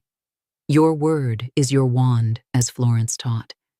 But it only holds magic when you wield it with the full conviction of your heart, with the steadfast faith of your soul, with the unshakable trust in who you truly are. The choice now is yours. Will you continue to speak hollow words into a system that is programmed for an old reality? Or will you begin the sacred rhythmic work of rewiring your very being to become a vibrational match for the miracles that are already waiting for you? This is your moment of reclamation. I invite you to make a declaration, not just to me, but to yourself, to the universe. Let this be the moment your shift begins. Go to the comments and declare the old belief you are now ready to release and the new truth you are choosing to embody in its place. This is not just a comment. This is a contract with your soul. Your words have power. Your choice has power. Your feeling has power. What new truth are you choosing to feel, to see, and to become, starting right now? There is a divine law that governs every word spoken.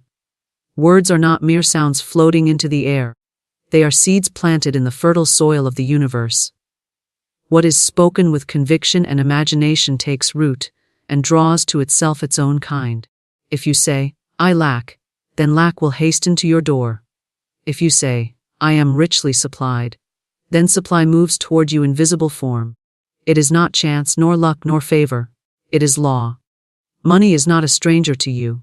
It is an obedient servant awaiting your call. Many pursue it as though it were running from them, when in truth it is waiting to be commanded. The words you speak are the golden keys that unlock its presence in your life.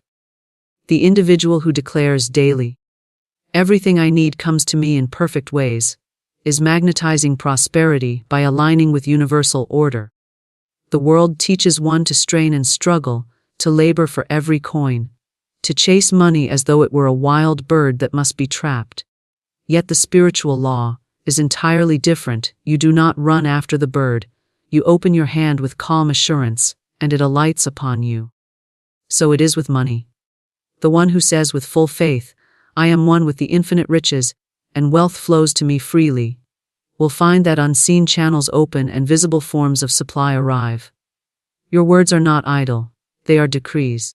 When spoken with feeling, they set in motion unseen forces that build bridges of opportunity, dissolve obstacles, and prepare the way for abundance to reach you. To say, "I never have enough," is to sign a contract with limitation.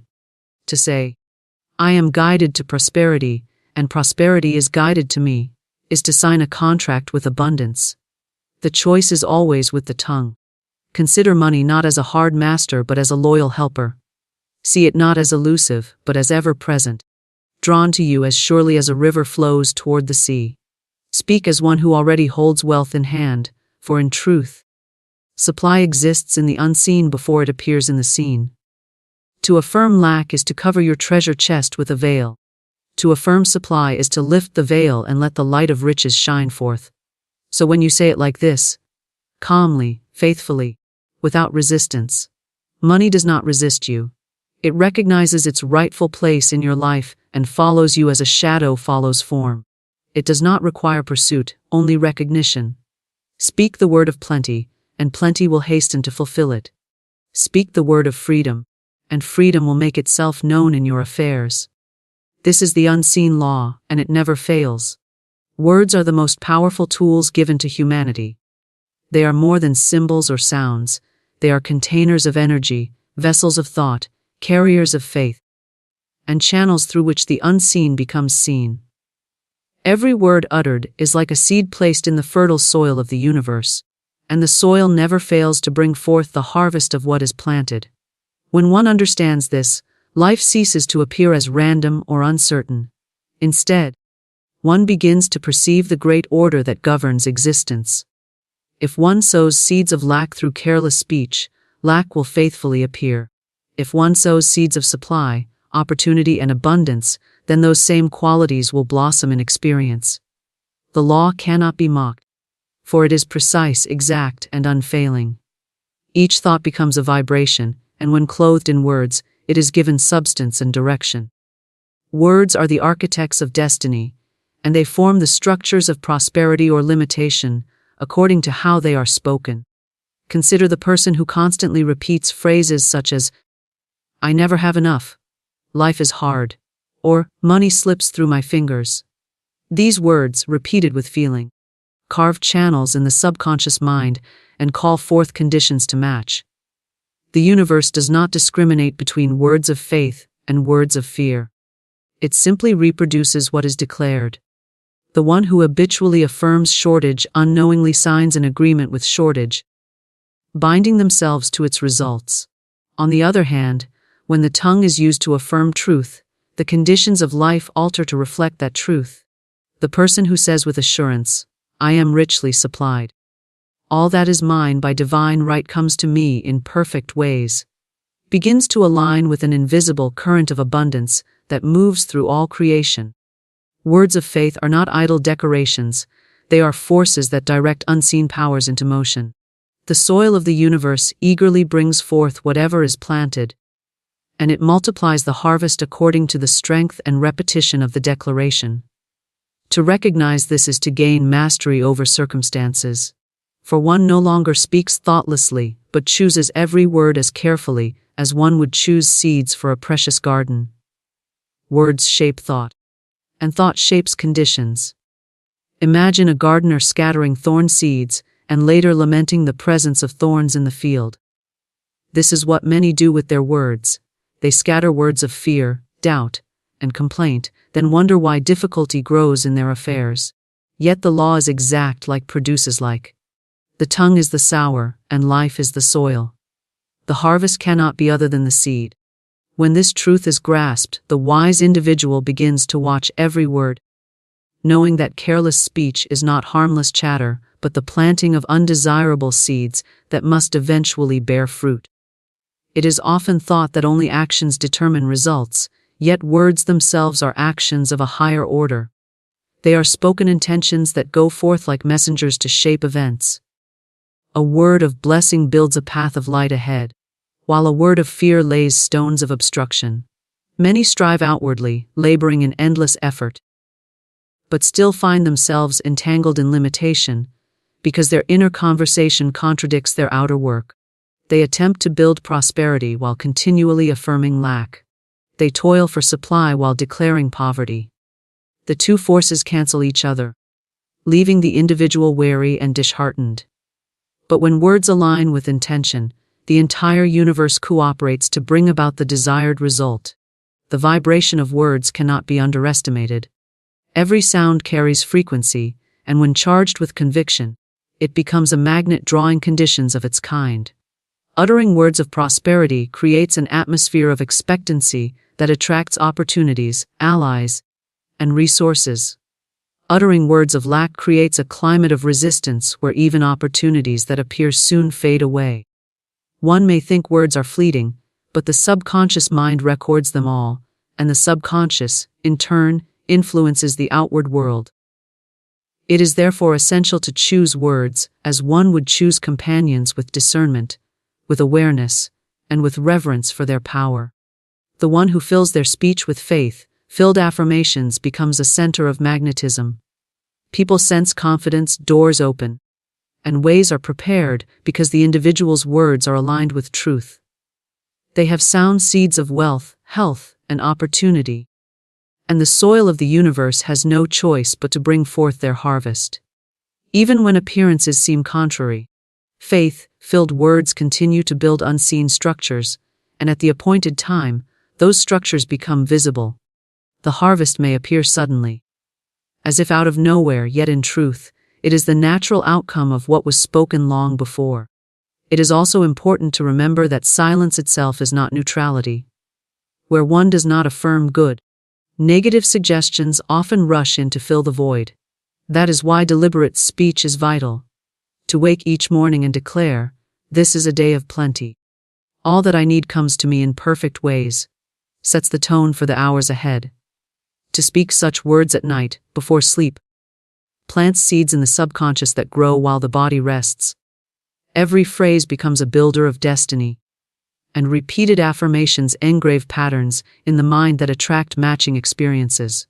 The careless person may laugh at such truth, thinking words to be insignificant, yet their life will mirror the harvest of their speech. The wise will honor the tongue as the sower of fate and will choose to plant words of life, prosperity, joy, and health.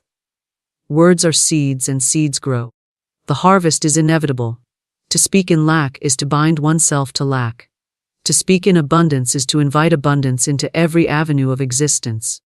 The law is exact, unwavering, and impartial. Every declaration is a decree, every phrase a command to the invisible forces that shape destiny.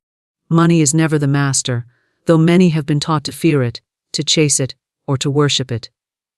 Money is but a servant, a symbol, a tool placed within human reach to serve higher purposes. When one looks upon it as a tyrant, it appears to dominate life, dictating choices, binding decisions, and ruling over thoughts. Yet when seen in its true light, it is recognized as obedient, always responding to the direction of word and thought. The master is the spirit within, and money is simply a reflection of the consciousness that governs it. The individual who sees money as scarce and difficult to obtain places themselves under its imagined control. They bow before it, worrying over its absence, fearing its loss, and longing for its increase. In doing so, they make money the master. Though in truth money has no power of its own, it only reflects the state of mind that calls it forth. A servant cannot act without command, and money cannot move without instruction. The word spoken with faith is the instruction, and the attitude behind it is the power. When spoken rightly, money comes easily, faithfully, and in abundance, for it recognizes its place as a helper to the one who understands. Money is designed to move toward usefulness. It responds to purpose, to vision, to service. When a person declares, "Money is my servant, and it flows to me for rightful use," they set themselves above it and give it its true role. The servant does not dictate to the master. It fulfills the command. The one who commands with fear receives a fearful servant, a servant that arrives only in small measure and slips away quickly. The one who commands with confidence receives a loyal servant that multiplies, that arrives through expected and unexpected channels, that works quietly in the background to provide what is needed at the perfect time. Consider how many live in bondage to the idea of money. They choose employment they dislike, not out of joy but out of fear. They remain in situations that stifle their spirit because they have placed money on a throne as if it were king. Yet no throne belongs to it. The true throne belongs to divine order, to the inner spirit, to the word of truth spoken with authority. Once this is seen, chains fall away, and the individual walks in freedom, recognizing that money is drawn to them, not as master but as servant. Every coin, every note, every form of supply is but a shadow of consciousness. To elevate the shadow above the substance is to live in confusion. The substance is the invisible realm of thought and word, and from that substance comes the visible symbol, called money. To chase the shadow is fruitless. It flees and eludes. To command the substance through affirmation is powerful. The shadow must then obey and appear.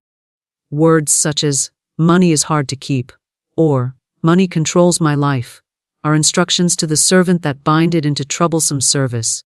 But words such as, "Money is my obedient servant," it comes when called, it multiplies under divine direction. It serves my good and the good of others, set money in its rightful place, and bring about conditions of ease. Many misunderstand wealth, thinking it rests only in figures, coins, or possessions. Yet wealth begins in consciousness, and money simply follows. When a person knows themselves to be rich in ideas, rich in opportunities, rich in friendships, rich in health, then money naturally comes to assist. It is drawn to richness of spirit as iron is drawn to the magnet. The impoverished thought repels it, the fearful thought drives it away. The resentful thought blocks its flow. But the thought of generosity, gratitude, and expectancy summons it forth, and it hurries to serve. Money is quick to obey the one who is unafraid to command it. Fear paralyzes, but calm assurance directs. Just as a faithful servant watches for the slightest signal from the master, money watches for the slightest affirmation from the lips. The universe is alive with supply, endless and inexhaustible, and money is one of its countless channels. To see it as scarce is to shrink the channel. To see it as abundant is to widen the flow. The servant waits for instruction. If told, "I never have enough," it will fulfill the order and remain scarce.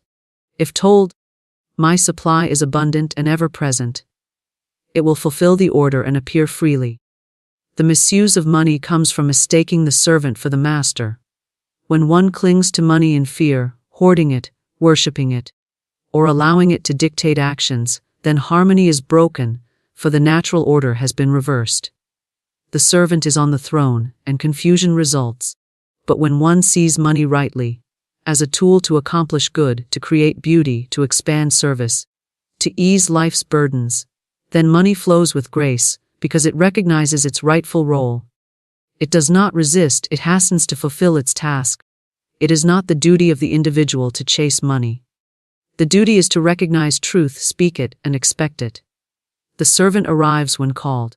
The more clearly it is commanded, the more faithfully it serves. Vague words produce vague results. Fearful words produce limited results. Strong, confident words produce overflowing results. The servant of money is eager, willing, and tireless, but it will never act without command. Every declaration is an order, every affirmation a signal. To recognize this is to stand in mastery. Thus, money is never a tyrant except to those who allow it to sit in a throne it does not own. In reality, it is a tool, a helper. A servant waiting to be sent forth on errands of good. It has no will of its own, no life of its own, no dominion of its own. It is clay shaped by thought, light formed into symbol, energy clothed in material form. It will always reflect the consciousness of the one who commands it. If commanded to bring hardship, it obeys. If commanded to bring blessing, it obeys. If commanded to multiply and serve in freedom, it obeys. The servant does not argue with the master.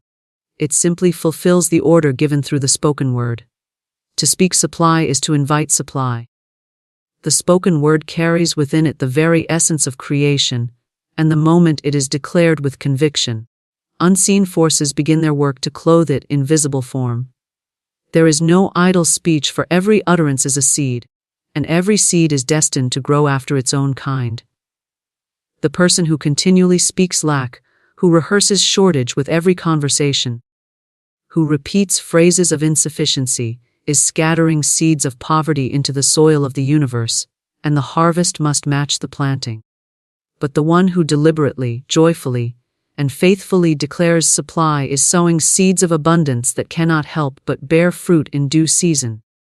When you say, "I am provided for," you are aligning your words with divine order, and the universe recognizes the command.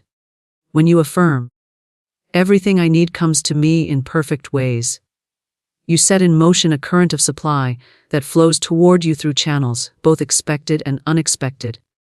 It is not the force of struggle that brings wealth, it is the word spoken in faith. The mind may reason that work alone is the source, but the spirit knows that work is merely one of the channels through which supply arrives. The real source is invisible, and it responds not to toil or fear, but to the clear decree of faith-filled speech. Every affirmation of supply is a key turning in a lock. When spoken with belief, it opens doors that were hidden and calls forth opportunities that could not be seen before. Supply may come through a new idea, a helpful connection, a sudden inspiration, or a gift that arrives without expectation. Yet whatever its form, the root of its arrival is always in the spoken word. To say, "I am rich in opportunities," is to awaken opportunities. To say, "My wealth flows constantly," is to activate the flow. The words become the blueprint, and the invisible law of creation builds according to the design given. One may look around and see evidence of lack, but to repeat that evidence in speech is to give it more power. To speak supply even when appearances seem barren is to plant new seeds that must eventually overcome the old. Appearances are but the reflection of yesterday's words, while today's affirmations are shaping the reality of tomorrow. To say, "I am surrounded by abundance," when the purse is empty, is to call forth the harvest that must soon appear. The soil of the universe is fertile beyond measure, it only waits for the right seed to be dropped into it. The tongue is the sower, and every phrase is a planting. The truth is that supply is ever present, but it must be acknowledged to be experienced. Just as light fills a room when the curtain is drawn, abundance floods life when the word of supply is spoken. Silence about good leaves the curtain closed, complaint about lack thickens the darkness. But affirmation of abundance parts the veil, and the radiance of supply enters freely. The declaration, "I live in an abundant universe, and everything I need is here for me," is not a mere wish. It is a statement of fact that summons its own evidence. The universe responds with precision to the vibration of the word, bringing forth conditions that mirror the speech. The difference between lack and supply is often only in the words repeated day after day. The person who says, "Money is scarce and times are hard," will see their life shaped by that decree. The one who says, "Money comes to me easily and constantly," will see their life shaped by that decree. The law does not choose between them. It simply fulfills the command spoken. This is why the wise watch their words with care, never allowing idle phrases of lack to slip past their lips, but instead filling their speech with declarations of plenty. Supply is obedient to the voice that calls it. It does not argue, it does not resist. It does not delay when summoned with authority. When you say, "I am richly provided for," you are giving the law of abundance a direct order. The response may come as new income, unexpected support, opportunities for service, or gifts freely given, but it must come, for the word has gone forth. And once a word has gone forth with conviction, it cannot return void. It must accomplish that for which it was spoken. It is not enough to think of supply silently while continuing to speak lack aloud. The tongue must align with the mind, and the outer speech must match the inner vision. To tell others of hardship while secretly hoping for prosperity is to plant mixed seeds, and the harvest will be mixed. But to speak boldly of abundance, even in the face of contrary evidence, is to plant only the seeds of prosperity, and the harvest will be sure. The universe listens to words more than wishes, to declarations more than daydreams, to affirmations more than complaints. The rhythm of speech creates a rhythm in life. Speak of plenty consistently, and life begins to echo that song with visible supply. Speak of want consistently, and life will echo with want. Every conversation becomes an opportunity to plant seeds of wealth or weeds of lack. To declare often, "I am connected to endless supply," strengthens the roots of abundance in the subconscious mind. And from those roots grows the visible tree of prosperity. It is not the volume of words that matters, but the faith behind them. A single phrase spoken with conviction carries more power than 100 phrases muttered with doubt. When you say, "My good is secure," and "My wealth is constant," and you mean it with your whole being, the decree goes forth like a trumpet, and supply marches toward you. Faith-filled words are irresistible. They command attention in the unseen and shape conditions in the seen. The more firmly and joyfully they are spoken, the swifter their results appear. Thus, to speak supply is to summon it. Every word of abundance sown into the universe is a seed destined to sprout. The harvest may not appear at once, but the law is certain, and the soil never fails. Speak as though you already possess it, and the possession must manifest. Speak as though you are already surrounded by plenty, and plenty will rush in to prove your words true. The law responds unfailingly to the words spoken with faith, and supply appears in the exact measure of the decree. To affirm abundance is to unlock the gates of plenty, and to do so is to dissolve the shadows of limitation that cling to the mind. Limitation is not a force outside of oneself, it is a belief planted within, fed by words of fear, watered by thoughts of lack, and strengthened by repetition of doubt. When one continues to affirm shortage, one is simply reinforcing walls that were never meant to stand. But the moment the tongue declares abundance with unwavering faith, those walls begin to crumble, for words of truth are stronger than any false structure of lack. The world trains many to give power to appearances. If the purse is light, they say, "I cannot afford this." If opportunities seem scarce, they repeat, "There is nothing for me here." In doing so, they affirm limitation, and limitation responds faithfully. Life echoes back what is spoken into it. Yet when a person, standing in the midst of apparent lack, chooses instead to say, "I live in an abundant universe, and all that I need comes to me freely," the very atmosphere shifts.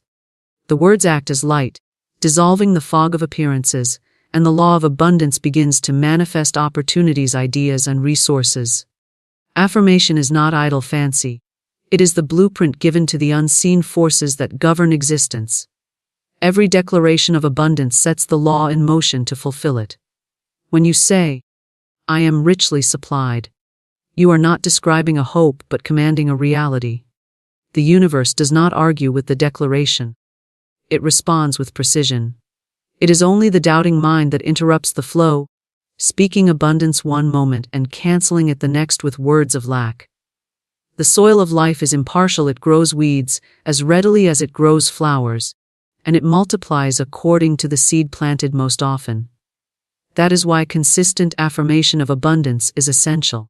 Repetition engraves truth into the subconscious, and once truth is established there, limitation has no ground to stand upon. When the tongue affirms wealth, health, and freedom, the subconscious accepts it as fact. The subconscious does not reason, it obeys.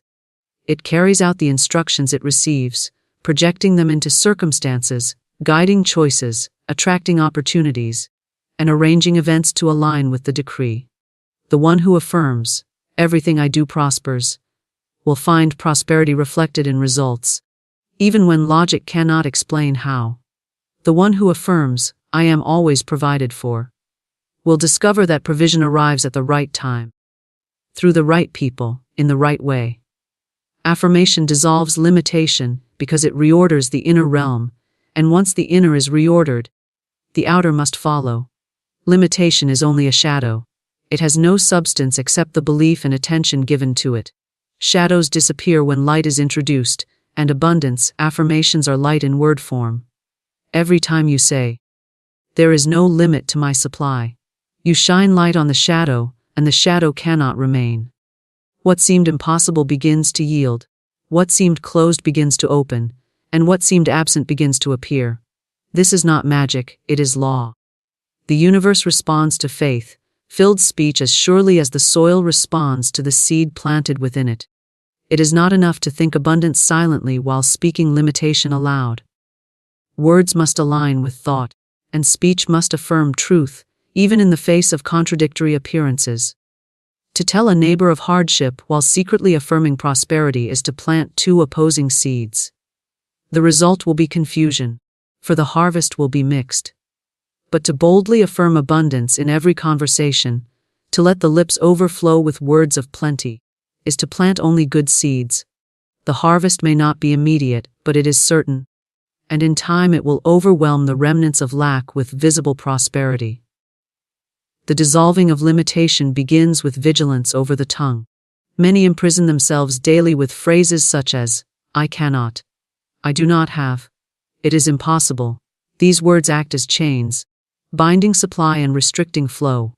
Yet when replaced with affirmations such as, "I can," "I do have," "All things are possible for me," the chains fall away and the river of supply runs freely again. The choice of words is the choice between bondage and freedom, between lack and plenty, between limitation and expansion. Every affirmation of abundance strengthens the atmosphere of expectancy. Expectancy is magnetic, it draws matching conditions into being. The person who continually affirms, "I attract prosperous opportunities," will notice that opportunities begin to appear where none seem to exist. The person who says, "Money comes to me constantly and easily," will find streams of income opening in surprising ways. These affirmations are not wishful thinking, they are commands, and the law of creation is compelled to carry them out. Just as water takes the shape of the vessel into which it is poured, life takes the shape of the words spoken into it. Dissolving limitation does not require struggle. It requires persistence in affirming abundance until limitation is starved of attention. What you no longer feed with your words cannot survive. To constantly affirm abundance is to feast upon truth, and truth makes lack powerless. Lack may seem to shout loudly, but it has no strength except the energy given to it through speech and thought. Withdraw that energy. Replace it with affirmations of plenty, and lack fades as mist before the rising sun. The power of affirmation grows with emotion. Words spoken mechanically are weak, but words spoken with feeling ignite the subconscious with conviction. To declare, "I am surrounded by prosperity," while feeling gratitude, joy, and certainty, sends a command into the unseen that must be fulfilled. Emotion is the fuel, and affirmation is the spark. Together they create a fire that burns away the fog of limitation and clears the path for abundance to flow unhindered. To affirm abundance is to live from the awareness that supply is already here, waiting to be recognized. It is not distant, not withheld. not reserved for others. It surrounds you now, but it takes the key of spoken word to unlock its flow into visible form. Every declaration is such a key. The more often the key is turned, the wider the gates of supply swing open, and the less power limitation holds over the mind. Soon limitation ceases to appear real, for it has been dissolved by the constant affirmation of abundance, and in its place stands visible proof of the truth that was spoken all along. Money follows faith-filled words, never pursuit. The moment one chases money with fear or desperation, it seems to slip further away, like a shadow fleeing the one who runs toward it.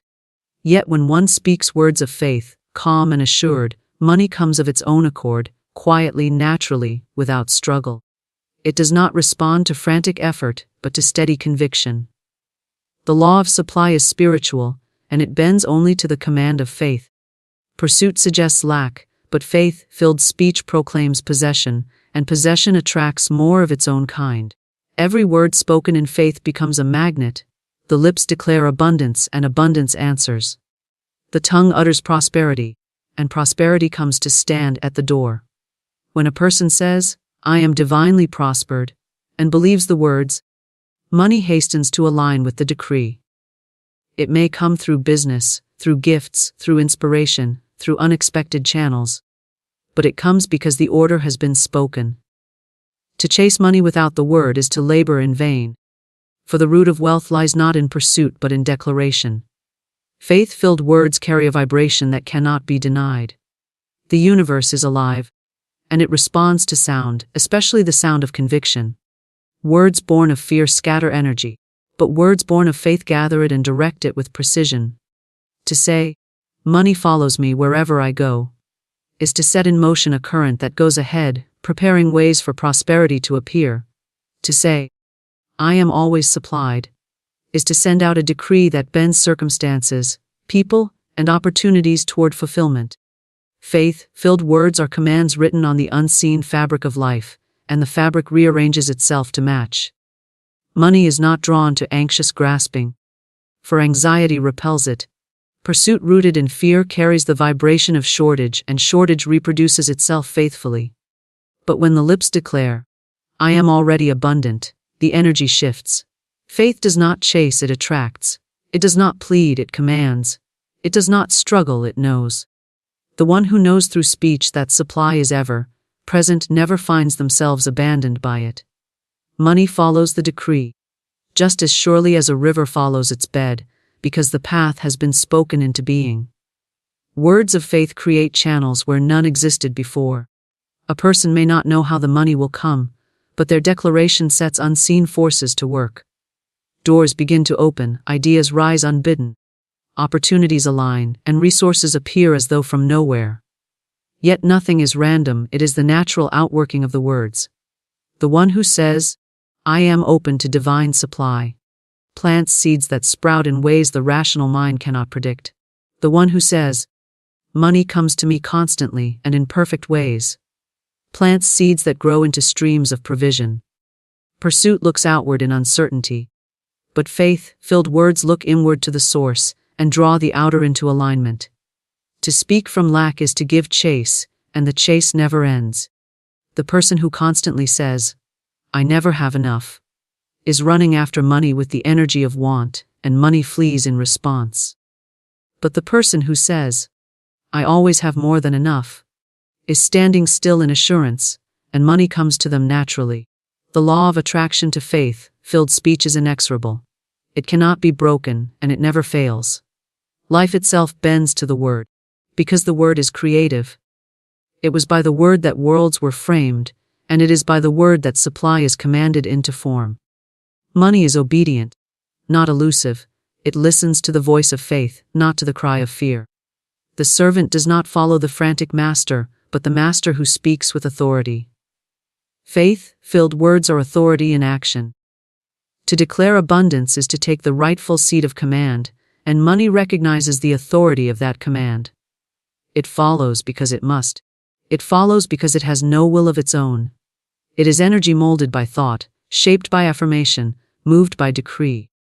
Pursuit suggests that money is in control, but speech reveals that the true control rests with the one who commands. Every affirmation of wealth is a step taken without moving. The lips say, "I prosper in all I do," and prosperity begins to surround the speaker. The tongue utters, "I walk in abundance," and the path of abundance unfolds ahead. These words are not empty sounds, they are spiritual currents. They travel beyond the physical ear, into the unseen, into the substance of life, and they carve out channels that money then fills. Pursuit is weariness, but faith-filled words are rest, and from rest springs supply. To practice faith-filled speech is to cultivate a climate where money thrives. Just as plants flourish in light and warmth, supply flourishes in words of gratitude, expectancy, and assurance. The declaration, "Everything I touch prospers," provides light for the seed. The declaration, "All doors open for me," provides warmth for the seed. Soon the plant of prosperity grows strong, while weeds of lack wither away, starved of attention. The more consistently faith-filled words are spoken, the stronger the atmosphere becomes, until money follows with certainty, unable to resist the magnetic pull of conviction. Faith-filled words must be consistent, not wavering. To speak abundance one day and limitation the next is to pull up the seed before it has taken root. But to water it daily with affirmations of supply, to speak continually of prosperity, is to guarantee the harvest. Pursuit stops when the seed is buried, but the wise gardener knows the soil will produce, so it is with words. Once spoken with faith, they are alive in the unseen, working, gathering, aligning. Money will follow because the decree has gone forth. It is not necessary to chase, it is only necessary to affirm and trust. Thus, money follows the word, not the chase. It obeys faith-filled declarations spoken with conviction, never frantic pursuit born of fear. The one who commands with the tongue walks in mastery, while the one who chases in anxiety walks in bondage. Faith-filled words open the way, shape the path, and draw supply into visible form. Pursuit is endless running, but declaration is effortless command. Money follows not the footsteps of fear, but the voice of faith, and it arrives as a faithful servant to the one who knows how to speak with authority. Beloved, you've been standing in front of your mirror all your life, but no one told you the truth. That mirror isn't just reflecting your face, it's reflecting your fortune. Every word you speak in front of it becomes a living seed planted in the garden of your reality. Most people wake up and curse their lack. They look into the mirror and repeat the same silent worries. I don't have enough. I'm not good enough. I don't know how I'll make it. But today, I am here to break that spell. Because the moment you change how you speak to your reflection, the universe will change how it responds to you. When you speak to your mirror, you are not speaking to glass. You are speaking to the infinite power within you. And if you dare to speak prosperity, wealth will dare to appear. If you declare abundance, the world has no choice but to obey your command. Today, I will show you how to use the mirror as your sacred stage, how to make your spoken word a magnet for miracles. So stay with me, because once you understand this hidden law, you will never again walk in lack. You will become the architect of your wealth. Beloved, I want you to understand a truth that the world has long forgotten. Your mirror is not merely glass. It is a sacred doorway, a portal between the visible and the invisible, the seen and the unseen. Every morning when you stand before your reflection, you are not just looking at your face. You are looking at the raw substance of the universe, waiting for your command. Most people glance into their mirror and see only their flaws, their past mistakes, or the burdens of yesterday. But you, dear soul, are about to do something different. You will speak into that mirror and mold your destiny, because the substance that forms your life is shaped by the power of your spoken word. When you speak, you are not merely making sounds. You are sending out vibrations that ripple through the ethers, commanding form and substance to obey. The mirror reflects what you declare, not what you fear. This is why your words must be chosen with divine precision. When you declare abundance, the substance of prosperity begins to take shape. When you affirm success, invisible forces align to bring you the results you have spoken. You are the sculptor of your life, and the mirror is your canvas. It does not create by itself. It waits patiently for the artist you to breathe life into it through the sacred vibration of your words. And what you declare with conviction becomes law in your world. So I ask you, what words have you been painting upon your reflection? Words of lack? Words of worry? Every time you say, I don't have enough, the mirror listens and echoes that back into your life. But today, you will change that. Today, you will stand before your mirror and declare, I am the rich child of a loving Father. Abundance is my birthright. Every word I speak multiplies the good in my life. This is not empty repetition. This is the divine law of spoken word in action. You are not begging the universe for scraps. You are commanding your inheritance with the authority of spiritual law. The mirror becomes your gateway, a stage where your affirmations become living, breathing creations. Every time you speak prosperity into your reflection, you are activating the law of expectancy. You are telling the universe, I expect riches, I expect success, I expect divine favor. And the universe, bound by divine law, must meet you at the level of your expectation. Do not be deceived by appearances.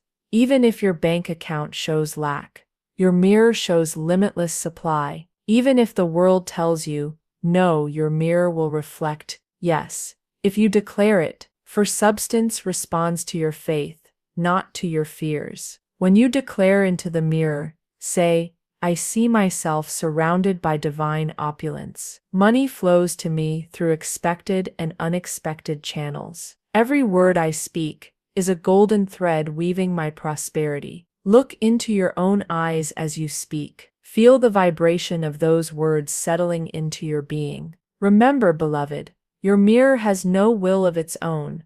It reflects what you give it. If you give it fear, it will mirror fear. If you give it faith, it will mirror faith. If you give it words of power, it will mirror a life of power. Every morning, make this a sacred ritual. Stand before your mirror, place your hand upon your heart, and declare, divine substance flows through me now. My reflection is the image of wealth, health, and perfect self-expression. I am aligned with the infinite supply of the universe. The moment you do this, invisible channels open. Opportunities begin to form where there were none. Money begins to circulate toward you. People and situations align in perfect harmony with your spoken word. For the word is the vibration, and the vibration becomes the thing. Never underestimate the power of this simple act. You are not just affirming, you are authoring your life. You are writing new scripts upon the ethers, and life will perform the play exactly as you have written it. So tomorrow morning,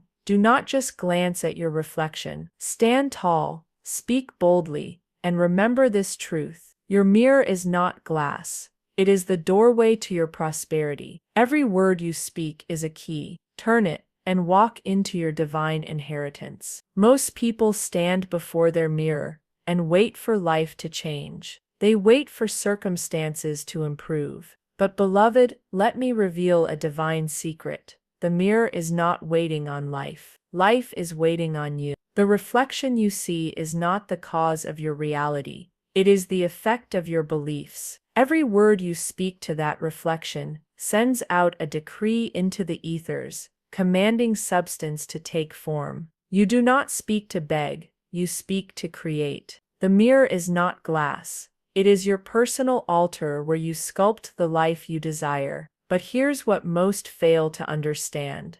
The mirror doesn't care what you feel. It cares what you declare. You may feel fear, doubt, or frustration, but the moment you speak words of power, those vibrations begin to override the old patterns. You are not required to feel wealthy before you speak wealth. You are required to speak wealth until you feel wealthy. The feelings will follow the vibration of your word. Every morning, I want you to look into your own eyes and boldly declare, I am wealth, I am success, I am divinely irresistible to every good thing. The reflection may not change immediately, but the universe will. For every word you speak is a spiritual hammer, breaking down walls of limitation that the world has built around you. You see, the world taught you to be a passive observer, waiting for things to get better.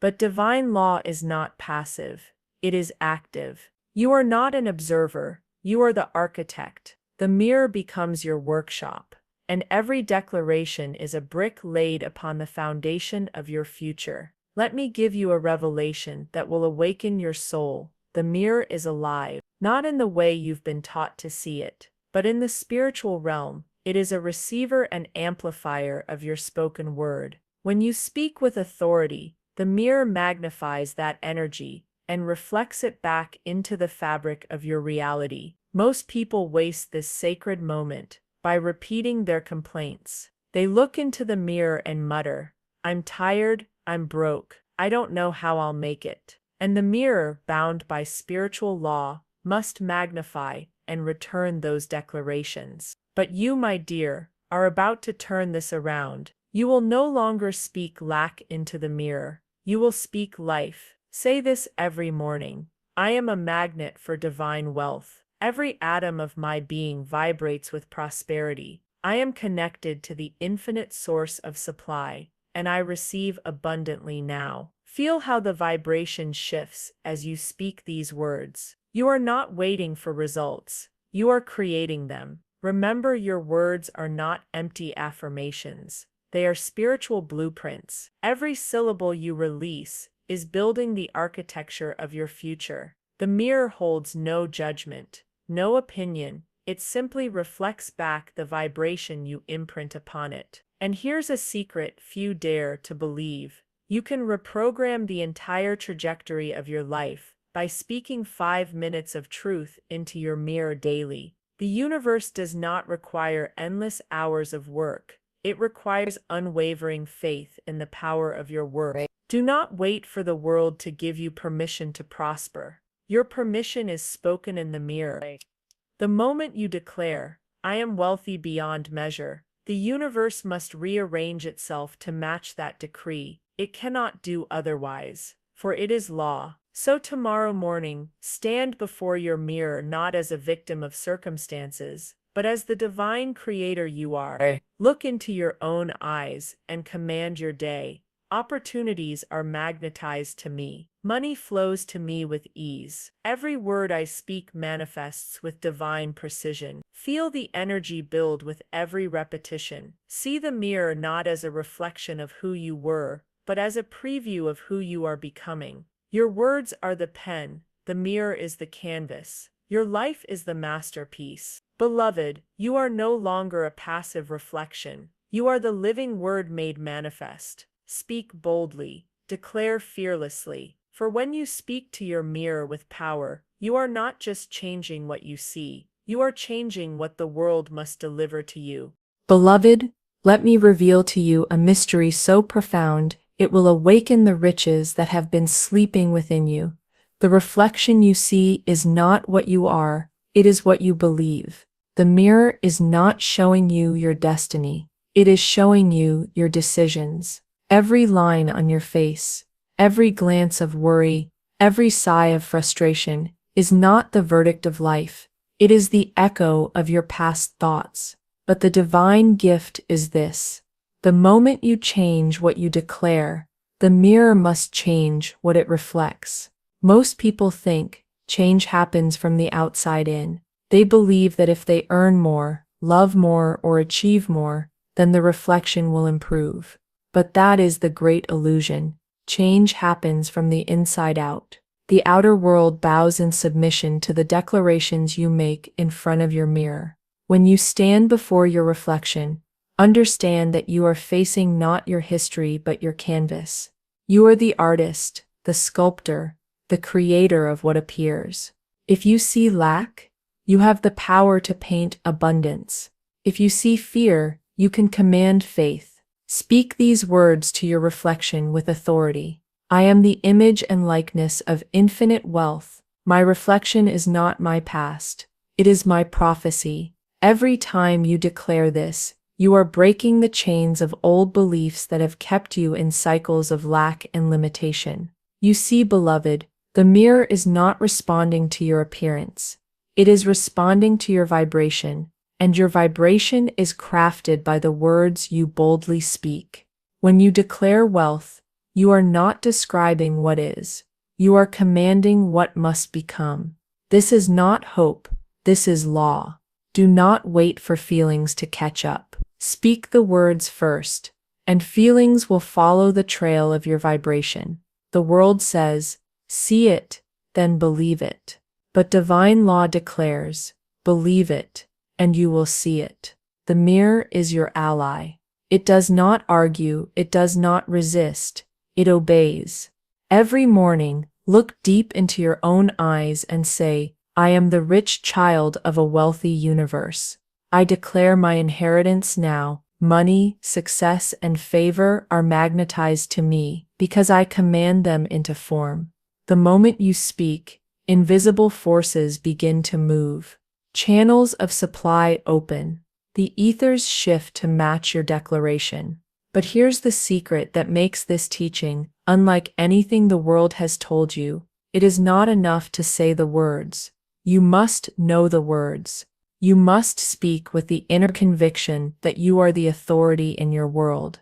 When you say, I am wealthy, you are not asking for approval. You are issuing a spiritual decree. Beloved, you are not a beggar in the temple. You are the high priestess of your reality. Your mirror is the sacred altar where your words create worlds.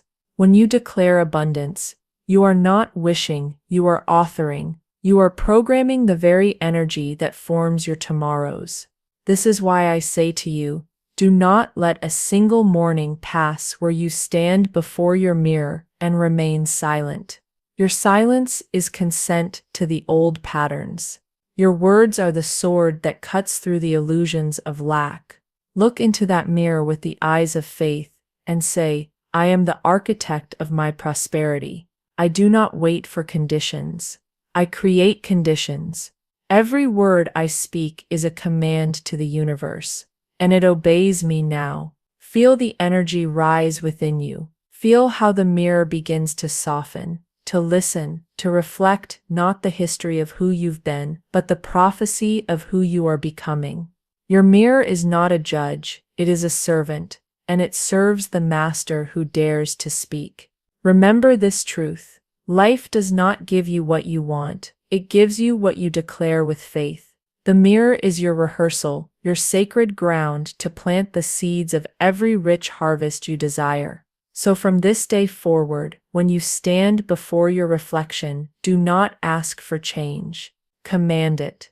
Declare it, speak it. For you are no longer a passive observer, you are the divine creator, shaping life with every word you speak into that sacred glass. Beloved, there is a reason why so many strive and yet so few thrive. The world has taught you that money is earned by effort, by struggle, by endless toil. But I am here to awaken you to a higher law, a law so simple, yet so powerful, it will make you question everything you've been told. Money does not respond to your hard labor, it responds to your vibration. You may work long hours, chase opportunities, and exhaust yourself trying to earn your worth. But as long as your vibration whispers lack, the universe can only echo back scarcity. You cannot outwork a belief of unworthiness, but you can out-declare it. You can out-speak it. You can stand before your mirror and vibrate a new reality into existence. The mirror does not care how many hours you worked yesterday. It does not tally your struggles or sympathize with your hardships. It responds to the energy of your words, the commanding tone of your spoken decrees. If you whisper, I am tired, I am broke, the mirror magnifies that into your world. But when you stand tall and declare, I am the embodiment of infinite wealth, the mirror amplifies that frequency and sends it forth into the ethers. Most people try to change their outer world by moving furniture on the stage. They adjust circumstances, chase different jobs, or seek new opportunities, believing that success is found out there. But you, my dear, have been given a higher tool, the words spoken in faith. The mirror is not the stage. It is the control room, and your voice is the switch. Say these words to your reflection and feel the shift. I am a magnet for divine riches. Money is drawn to my energy with ease, joy, and certainty. Do not merely recite them, declare them. Feel them vibrate through your being, for it is not the mere saying of words that activates wealth. It is the vibration beneath them. Remember this truth, beloved. Money is vibration in motion. It flows to where it is welcomed, celebrated, and expected. When you vibrate in lack, you repel it. When you vibrate in abundance, you attract it effortlessly. The mirror is your amplifier. It magnifies the frequency you imprint upon it and sends it out into the world. You may say, "But Florence, I do not feel wealthy. How can I declare what feels untrue?" And I say to you, declare it until it becomes true. You do not wait for a seed to sprout before you water it. You nourish it with words, knowing the harvest is inevitable. Speak wealth into your reflection until wealth has no choice but to appear. Every morning, make it your sacred practice to look into your own eyes and say, I am the channel through which divine riches flow. I am aligned with the infinite abundance of the universe. Money comes to me easily, frequently, and abundantly. Feel how the mirror begins to soften. Feel how the invisible barriers of limitation start to dissolve. For every time you declare wealth into your reflection, you are commanding the ethers to rearrange, to reorganize, to deliver. It is not your job to figure out how the money will come. It is your job to declare that it must. The how belongs to the divine. The declaration belongs to you. This is the law. Do not allow appearances to deceive you. Even if your physical eyes see lack, your spiritual eyes must see plenty, and the mirror becomes the meeting place where faith overrides facts. Speak into it daily, and the facts will be forced to obey your faith. Say, I am irresistible to wealth. My words are divine magnets that pull prosperity into my life. You are not speaking to empty glass. You are speaking into the substance of creation itself. The mirror is where your vibration becomes visible, where the unseen becomes seen. Beloved, you are not chasing money. You are aligning with it. You are not working for supply. You are speaking to supply. Every word is a command. Every declaration is a decree. Every vibration is a magnetic call that money must answer. From this day forward, do not waste a single glance into the mirror. Make every moment a ritual of wealth creation, for when you speak to your reflection with power, money has no choice but to obey your vibration. Beloved, let me ask you a question that will awaken your soul. What are you truly expecting when you look into your mirror? Are you expecting to see lack? Are you expecting to see the same life repeating itself? Or are you daring to expect a miracle? You see, the law of expectancy does not begin with conditions. It does not wait for the world to give you a sign. It begins the moment you speak with faith, even when evidence is nowhere to be found. When you stand before your mirror, you are not just facing your reflection. You are facing the infinite creative field that molds your life. The mirror is not a dead object.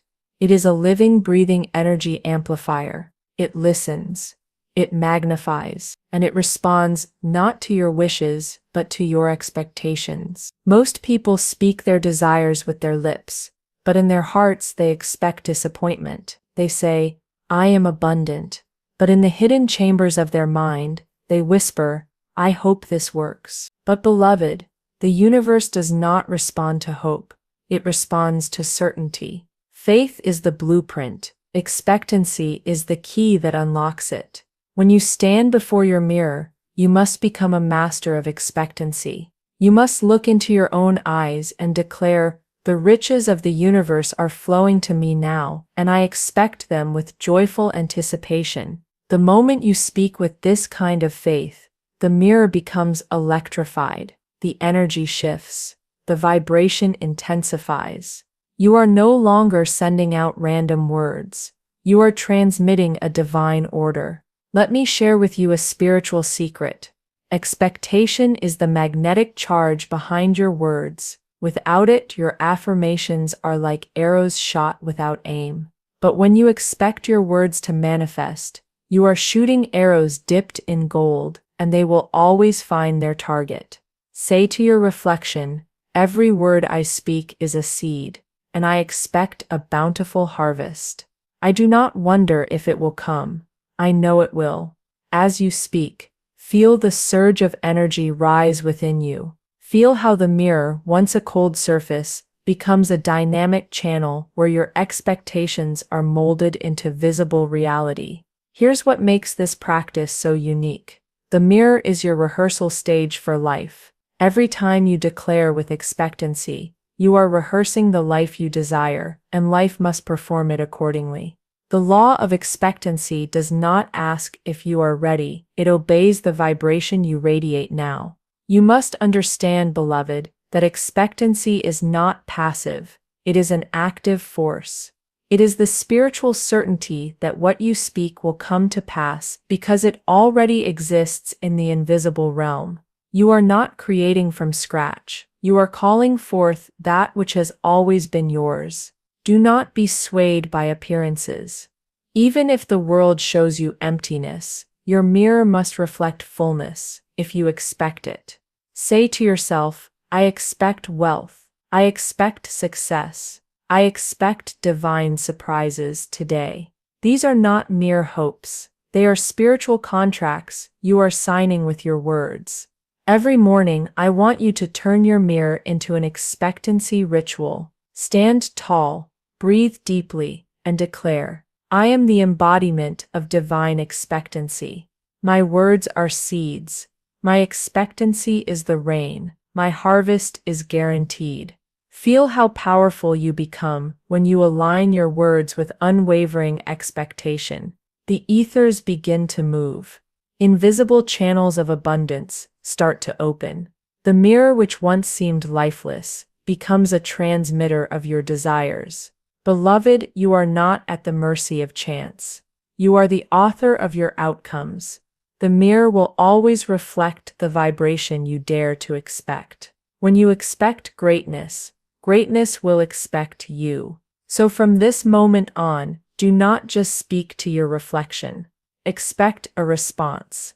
Expect doors to open. Expect wealth to flow. Because the law of expectancy begins. Not tomorrow, not when conditions are perfect, but the very instant you speak with faith-filled conviction. Beloved, there is a silent enemy that has been hiding in plain sight, a shadow that has followed you every morning when you look into your mirror. It is not your reflection, it is the old pattern of lack, whispering stories of limitation, scarcity, and unworthiness. But I am here to tell you a truth, so powerful it will break that chain forever. The mirror only reflects what you permit it to reflect. And the moment you speak truth into your reflection, those patterns of lack dissolve like mist in the morning sun.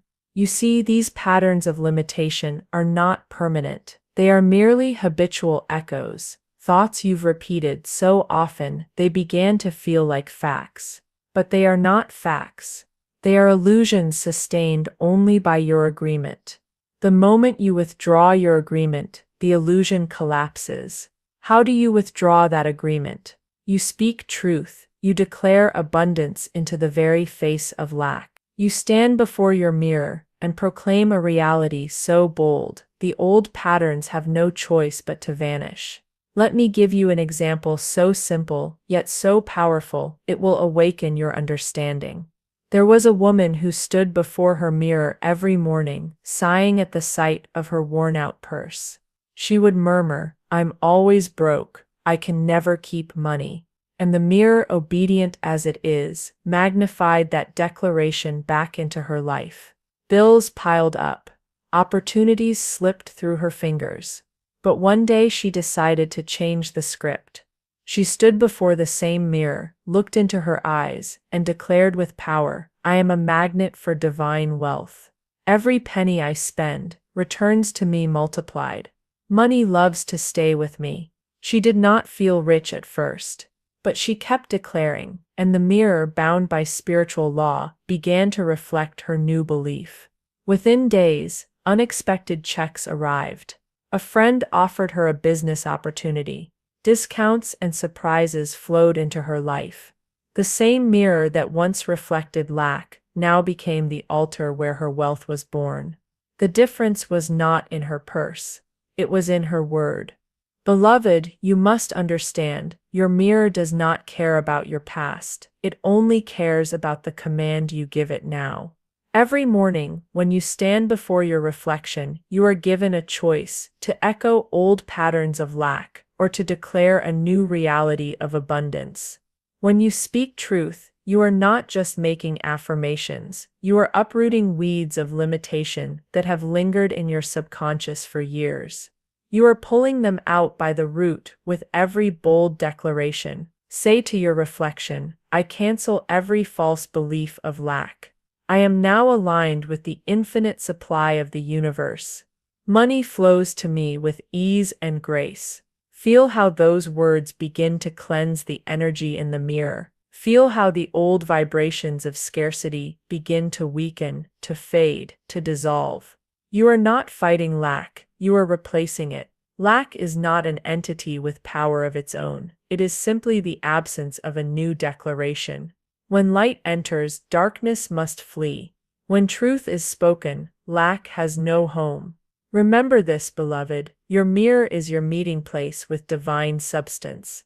It has no memory of your mistakes. It holds no judgment. It awaits your word. Every day, the universe asks you a silent question when you look into the mirror. What truth shall I reflect for you today? And your answer must be spoken with conviction. I am rich. I am prosperous. I am the living embodiment of divine abundance. The more you speak this truth, the more the old patterns dissolve. The echoes of limitation grow fainter, and soon the only voice that remains is the one you have chosen, the voice of your prosperous self. Beloved, you are not trapped by your past reflection. You are free to create a new one, starting now. Speak boldly, declare fearlessly. For when you speak truth into the mirror, the illusions of lack must dissolve, and the mirror will show you the abundance that has always been yours. Beloved, the greatest lie the world has whispered into your ear is this: wait for life to change. They told you to be patient, to wait for the right time, the right opportunity, the right circumstances. But I am here to unveil a divine truth so powerful, it will shatter that illusion forever. You are not here to wait for change. You are here to speak it into existence. When you stand before your mirror, you are not a passive observer. You are a creator. You are the divine voice that commands substance to obey. The mirror is not reflecting what life has given you. It is reflecting what you have dared to declare. Life does not happen to you. Life happens through you, and your words are the sacred instruments that shape its form. Most people speak about their problems as if they are permanent. They say, "I am stuck, I am tired, I don't know how to change." But beloved, the words you speak are not describing reality. They are creating it. The moment you declare a new truth, the universe must rearrange itself to match your decree. Let me share a story, a simple yet powerful example. A man once came to me, defeated, drowning in debt. Every day he would look in the mirror and say, "I can't see a way out." And so life continued to reflect back his own confession of hopelessness. But I told him, change what you say, and life will change what it shows. Reluctantly, he began to stand before his mirror each morning and declare, "I am free from debt. Money comes to me in unexpected, miraculous ways." At first it felt foolish. The evidence did not yet support his words. But he persisted. Within weeks, opportunities appeared, small at first but undeniable. Debts began to clear. Clients who had ignored him started calling. What shifted? Not the world. His words shifted, and the world had to follow.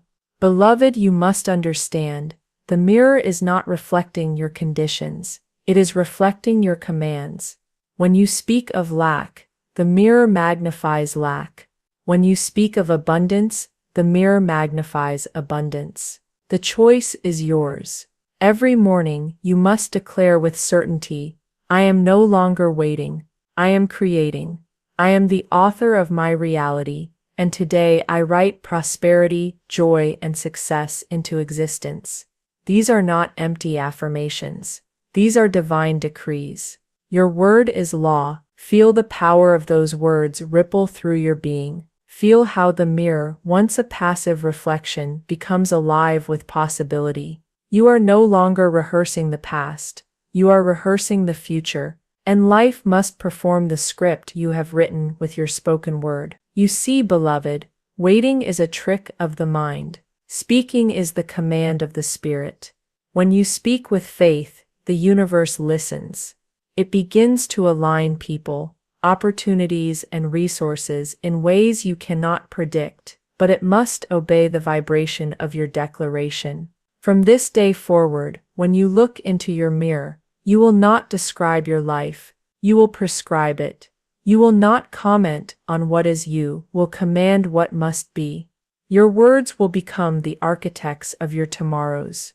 Say to your reflection, I am the living vibration of divine abundance. I speak, and it is done. I declare, and it manifests. My word is the bridge between the invisible and the visible. Do not wait for motivation to strike. Do not wait for conditions to feel perfect. You are the spark. You are the cause. You are the beginning of every miracle you desire. Your mirror is the sacred place where your inner world is rehearsed before it is broadcast into your outer world. Every word you speak there becomes a thread in the fabric of your reality. Beloved, you are no longer a victim of circumstances. You are the voice of divine creation. When you speak change into existence, the universe must bow. Speak boldly. Declare fearlessly, for life is not waiting on time. Life is waiting on your word. Beloved, you have now been given the key that has been hidden in plain sight. You no longer need to wait. You no longer need to struggle. You have the power to speak your world into form. Every word you declare is a divine seed planted in the garden of the ethers. Every time you stand before your mirror and command abundance, success, health, and joy, you are not merely hoping, you are authoring reality itself. Remember this truth deep within your soul. Life listens to the voice that knows its authority. When you speak as the rich child of a loving universe, life must rearrange itself to reflect your inner decree. You are not a reflection of your past mistakes. You are a reflection of your current declaration. The mirror does not show you who you are. It shows you what you dare to command. So command boldly, beloved. Speak with the faith that moves mountains, and the universe will obey. From this moment on, I ask you, as your spiritual guide, never stand before your mirror in silence. Every morning, let your words be a torch that lights the path before you. Say to yourself, I am wealthy, I am worthy, I am the architect of divine miracles. For these are not mere affirmations, these are spiritual laws in motion. And now, dear one, if this message has stirred something within you, if you felt my words not just in your ears, but in your heart, I invite you to be part of this divine circle. Like this video, as a declaration that you are stepping into your prosperous self. Share this message with those who need to awaken to their power, and leave me a comment. I read them with love and joy. Let me know, what truth are you declaring into your mirror today? Your support is not just for me. It is a ripple of gratitude that circulates back to you multiplied. As you uplift this message, the universe will uplift you. You are no longer a seeker. You are a speaker. You are a speaker. You are a creator, and your word is the magic wand that unlocks the treasures of life. Speak, beloved, and watch how life must obey.